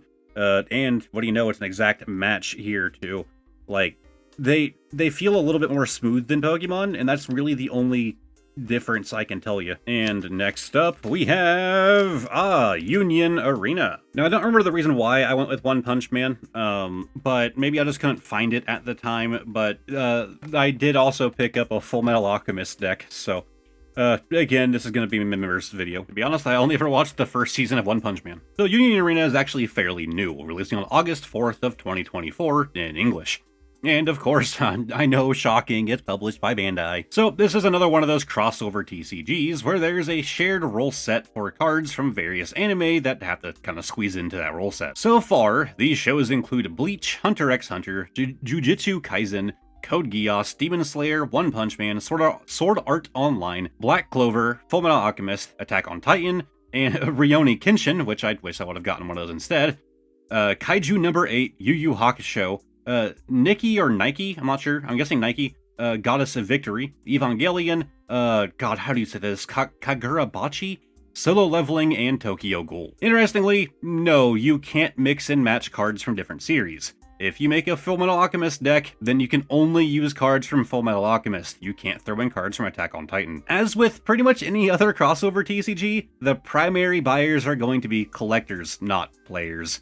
However, Union Arena is starting to scoop up that market pretty quick. In Japan, there is already a very solid competitive community, and Bandai is actively pushing for organized play here in the West. So if you were interested and were afraid that there won't be enough actual players, you might be surprised if you go ask around your local LGS. There's always a chance you'll find someone. Anyways, another Bandai pack. Again, pack quality, all of that. It's Bandai. But yeah, I know very little about One Punch Man. I don't know what the circumstances are behind me acquiring this pack. I think I actually found this in person, and that's why I was like, alright, that fits the requirements for the video. Despite it not being an anime that I'm like, super into. I liked the first season though, but I watched it back when the first season was still a new thing, so it's been a long time. We have Terrible Tornado, very vibrant yellow borders here. Okay, the borders change. We have King, Terio, Terrible Tornado, really? Really? Okay, they are two different ones. This is zoomed in more. There's also no text, I just realized, in that entire character box there, but there is here. We have the Metal Bat Boros. Oh my god. Whirling Wind, Flowing Water, Roaring Chi, Rending Sky Fist. Calm down, man. We have Psychic Power, Metal Bat again. Goro, Gyro? I don't know. Genos, okay, I actually recognize this guy, and it's a holo, so that's kind of cool. Okay, I'll take a character that I at least recognize his face on a holo. You know what? Makes me happy. And we have Boros, also as a holo. Neat. Again, if you're into any of the shows that I listed, you'll probably, it's worth checking out at least, right? Okay, I won't lie, we only have 3 card games left, and I am crazy tired. It is 1:30 in the morning now. That last recording session was 2 hours long. I only stopped because I was afraid something could go wrong, so I wanted to end the recording and restart it. But we can push through. We only have 3 left to go. So, our next TCG is Hololive. This is the 3rd and final card game that released all on the same day as CookieRun and Gundam. So of course, that means it released on July 11th, 2025, and is published by the Cover Corporation, which is the parent company of Hololive and is done in collaboration with Bushiroad. So, if you are not aware of Hololive, well, it is a VTuber organization. Hololive is probably one of the only VTuber organizations that I personally know of, thanks to the fantastic free game HoloCure. So of course this TCG is based entirely around a large group of VTubers. Rather than battling like in traditional TCGs, players are acting out a live performance. As this is themed around a concert, the normal graveyard doesn't really work here, so discarded cards are considered to be archived and are sent to, well, the archive. As you would expect from a personality-focused card game, yes, you can find signed cards. However, most of these signatures are just foil stamps of that VTuber signature. Despite that, there are some cards in Japan, mostly promos, that are actually signed by hand. So it wouldn't really be a stretch to say that those could very likely come to the US as well. And a little bonus fact, I had no idea that this TCG was a thing. I was well into doing my research on this video when a viewer in my Discord, CatFrog1, made a post about it, and I had to order this pack last minute. I do all this research on trying to find every in-print card game, and I still miss one at like the 5th hour. So again, there's gonna be a couple more that I missed, I guarantee it. So, like I said at the start of the video, if you notice any card games that I missed, let me know. I'll verify that that card game meets the qualifications of it being printed in English, and that it is still actively in print and is a TCG, as in it has packs of random cards. If it's all those qualifiers, then I'll leave the thing in the pinned comment saying, hey, verified, I missed this one, right? Anyways, we have Uppo. Yeah, okay. I'm curious if I'll recognize any of the characters that I played in the HoloCure game. It's been a while since I played, so I probably won't recognize them unless I played them like a lot. But okay, we have a character here, the debut card. As Key, she looks kind of familiar. Vestia Zeta, as Key as a holo, doesn't look too bad. Again, more of a subtle holo effect. We have Aki Rosenthal. Okay. We have the Idol Microphone and Tanaki Yoshikara. Sure, man. Look, I'm bad at English, let alone like Japanese names. But here are the back of the cards. Of course, when it comes to the quality of the cards, it's another Bushiroad, printed TCG, so it's about what you would expect. They're good quality. Definitely pretty generous on the holos here. What was that, 3 holos in this? Okay, it was just 2. Yeah, just still, 2 holos in one. Pretty generous, I suppose. But you also have like a good number of full arts. Like, I think we had more full art cards than, yeah, like only this item and mascot cards aren't full art. So I guess all of these debut cards are always going to be full art like this, which is honestly a super nice touch. Yeah, I don't really like actively watch any VTubers. It doesn't mean that I don't know of some of them and I haven't watched some of their content. It's just not really a thing like that I've focused down on. Little side tangent, I consider like, watching VTubers to be the equivalent of watching anime, right? Like, if you're one of the people who's like, no, I'll never watch anime, like, man, it's just a genre. It's a storytelling medium. Like, it's weird to say that because there's going to be series out there that you like. It's the same thing with YouTubers. There's probably going to be some personalities out there that you would find entertaining. I just haven't found any that I personally would actively watch. Maybe leave some recommendations down below. Anyways, our next card game, I can already tell, is going to be another Japanese one here. We have, another Bushiroad one. Weiss Schwarz or Weiss Schwarz. I'm probably butchering that entirely. It's actually German. There, give you a little bit of a spoiler on one of the facts. So yes, I know I'm probably pronouncing both halves of this card game's name wrong, so I apologize for triggering people, but I'm just going to call it Weiss Schwarz. Good enough. It released in 2009 and obviously is another Bushiroad TCG. And if you cannot tell, this is another crossover card game with a heavy focus on anime. But this one is way too massive to list every franchise included. But here are just a small few of the highlights. Persona, Psycho-Pass, one of my favorite animes, Shining Force, Sword Art Online, Star Wars, The King of Fighters, Kill la Kill, Miku, Gurren Lagann, Disgaea, Fate, Attack on Titan, Clannad, Angel Beats, Avatar The Last Airbender, Adventure Time, and of course, Ruby. Now this series is split into two thematic halves, Weiss being German for light, and Schwarz being German for black. So, franchises like Angel Beats and Clannad are on the light or Weiss side, and Attack on Titan and, for some reason, Miku are on the dark or Schwarz side. But gameplay is a bit unique. Firstly, like most of these crossovers, you can't mix and match between franchises. However, it does seem that the homebrew scene is extremely big on doing just that. So, in unofficial play, it's common to see Aang fighting alongside Kogami. But this TCG is another one that really plays into the shonen aspect, where characters grow through their struggle, like Saiyans growing through defeat. So, as a character takes damage, you level up. At higher levels, you unlock new cards that you can play. And Ruby is arguably I don't know if it is my favorite. I would say it probably is my favorite anime, so I mean, I had to. Like, we're just gonna instantly go to the scissors for this one. I'm too tired to go trying to rip it open the way they intend. But I was very excited for this part. I wish we could have ended off on it. I actually don't know what our last card game is going to end up being. But we have Junior. That's just straight up from the trailers. That was like Yang's introduction. Did we ever see him? Oh yeah, I think we did see him again in the actual show. Anyways, we have Uniform Weiss, Cardin Winchester, everyone's favorite, Sage Cinder, hell yeah, I love getting the villains. We have Yang, yeah, this is like definitely like earlier, yeah, 2021 copyright, this is like earlier, parts of the show.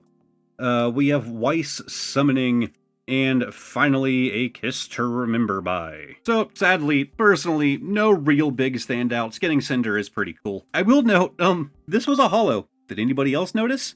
That, we talk about subtle holos, that is extraordinarily subtle. Also, it's a cracked ice holo on Weiss. I mean, extremely fitting. Maybe make it a bit more vibrant so, you know, it fits the character, right? Like, I don't know. But of course, the backs are going to be for, you know, Weiss Schwarz, or however the hell you say it. Still, very exciting. I'd like to get some more Ruby cards. And now it is time for the final TCG. Let's hope it's something that I enjoy. What do we have? Oh, okay, yeah, this was an interesting one. I mean, I wrote a lot of notes for this one. Alpha Clash released in 2022 via a Kickstarter as a limited release, but its full release came in 2023, and is published by Rising Empire Studios. Fact number 1, Alpha Clash started off as a Kickstarter project, which from what I can tell was originally this graphic novel and a couple card promos. That Kickstarter would end up raising $59,000 with a goal of just shy of $10,000. This also got it the fully funded in 1 minute stamp. So that is a solid start to a new card game. After that was the full TCG itself, which asked for $100,000, but raised $422,000. Then another Kickstarter for a novel, asking for $10,000, but raised $92,000, again funded under 1 minute. Next came a comic, asking for $1,000, and raised $35,000. Let's be honest, if they're raising money and asking for $1,000 for a comic, they're just doing it for the marketing. Well, let's go on to Fact 2, which is kind of a continuation of Fact 1, but Fact 1 was just a bit too long, so I wanted to split it up. There was another Kickstarter more recently, but this time for a board game called Cosmic Quest, which is set in the same universe. This one asked for $30,000 and raised $55,000, and is expected to release in August of 2026. And a third fact, finally, the card game itself. If you couldn't guess by the comic, novels, and the board game, the lore is a huge aspect of this card game. It seems to be a case of the world building being the first focus, and then the card game was created to fit into the lore of this world. And okay, fine, we'll do a bonus fact. This is a 1v1 fighter, so you have a champion that fights your opponent's champion. However, there's also a 5-player mode, which is played at Battle Royale style. And now, we get to open our final pack, which is actually printed from, you know, its own company, so we might actually have something unique here. Okay, that sounds like I was, like, sliding the other ones. I'm not saying the other things aren't unique. What I'm saying is that, like, the card quality and the print and all of that, right? Because this seems like a lot more indie, without it being published by, like, Bandai or Bushiroad, right? Ooh, very interesting art style. Kind of Avatar-like. Triumphant revitalization. We have Lin, adaptive automation. very nice artwork here. Very full art centric. I always love card games that do this. We have barbed countermeasures, avenging guy doing something. What? Avenging guy doing something. The worst name I have seen on it. What are you talking about? Cowling graceful adept. Lin turning the tides. We have mean streak, nimble scrapper, speeding up, and we have our holo, the aerial ambush. Didn't realize this was going to be so superhero focused. And then we have Shrug, Guardian of the Gateway. The art style on the first pack made me think like, oh, it's gonna be like very like fantasy. No, this is very like superhero focused. That I did not notice when I was digging into this. And the back of the cards actually look pretty neat too. So as far as print quality, I would describe it as being fantastic. Although you can see some blurring around the text, so not quite as precise, but honestly, with the kind of art style they go for, I think it's perfectly fine. As far as size is concerned, yeah, it's Pokemon. And I mean, yeah, cards feel pretty smooth. They feel fine, like everything else we saw here today. And oh my god, you made it to the end of the video. That's it. That's all of them. That is all 39 TCGs. Again, there's a good shot that I missed something. I did the best deep dives that I could to find everything that I could. But if you were curious what all of the cards from individual packs of 39 card games looks like all stacked together, well, you get two big piles like this. So of course, I have no idea how long this video is actually going to be, but this filming process right here was well over the 4.5 hour mark.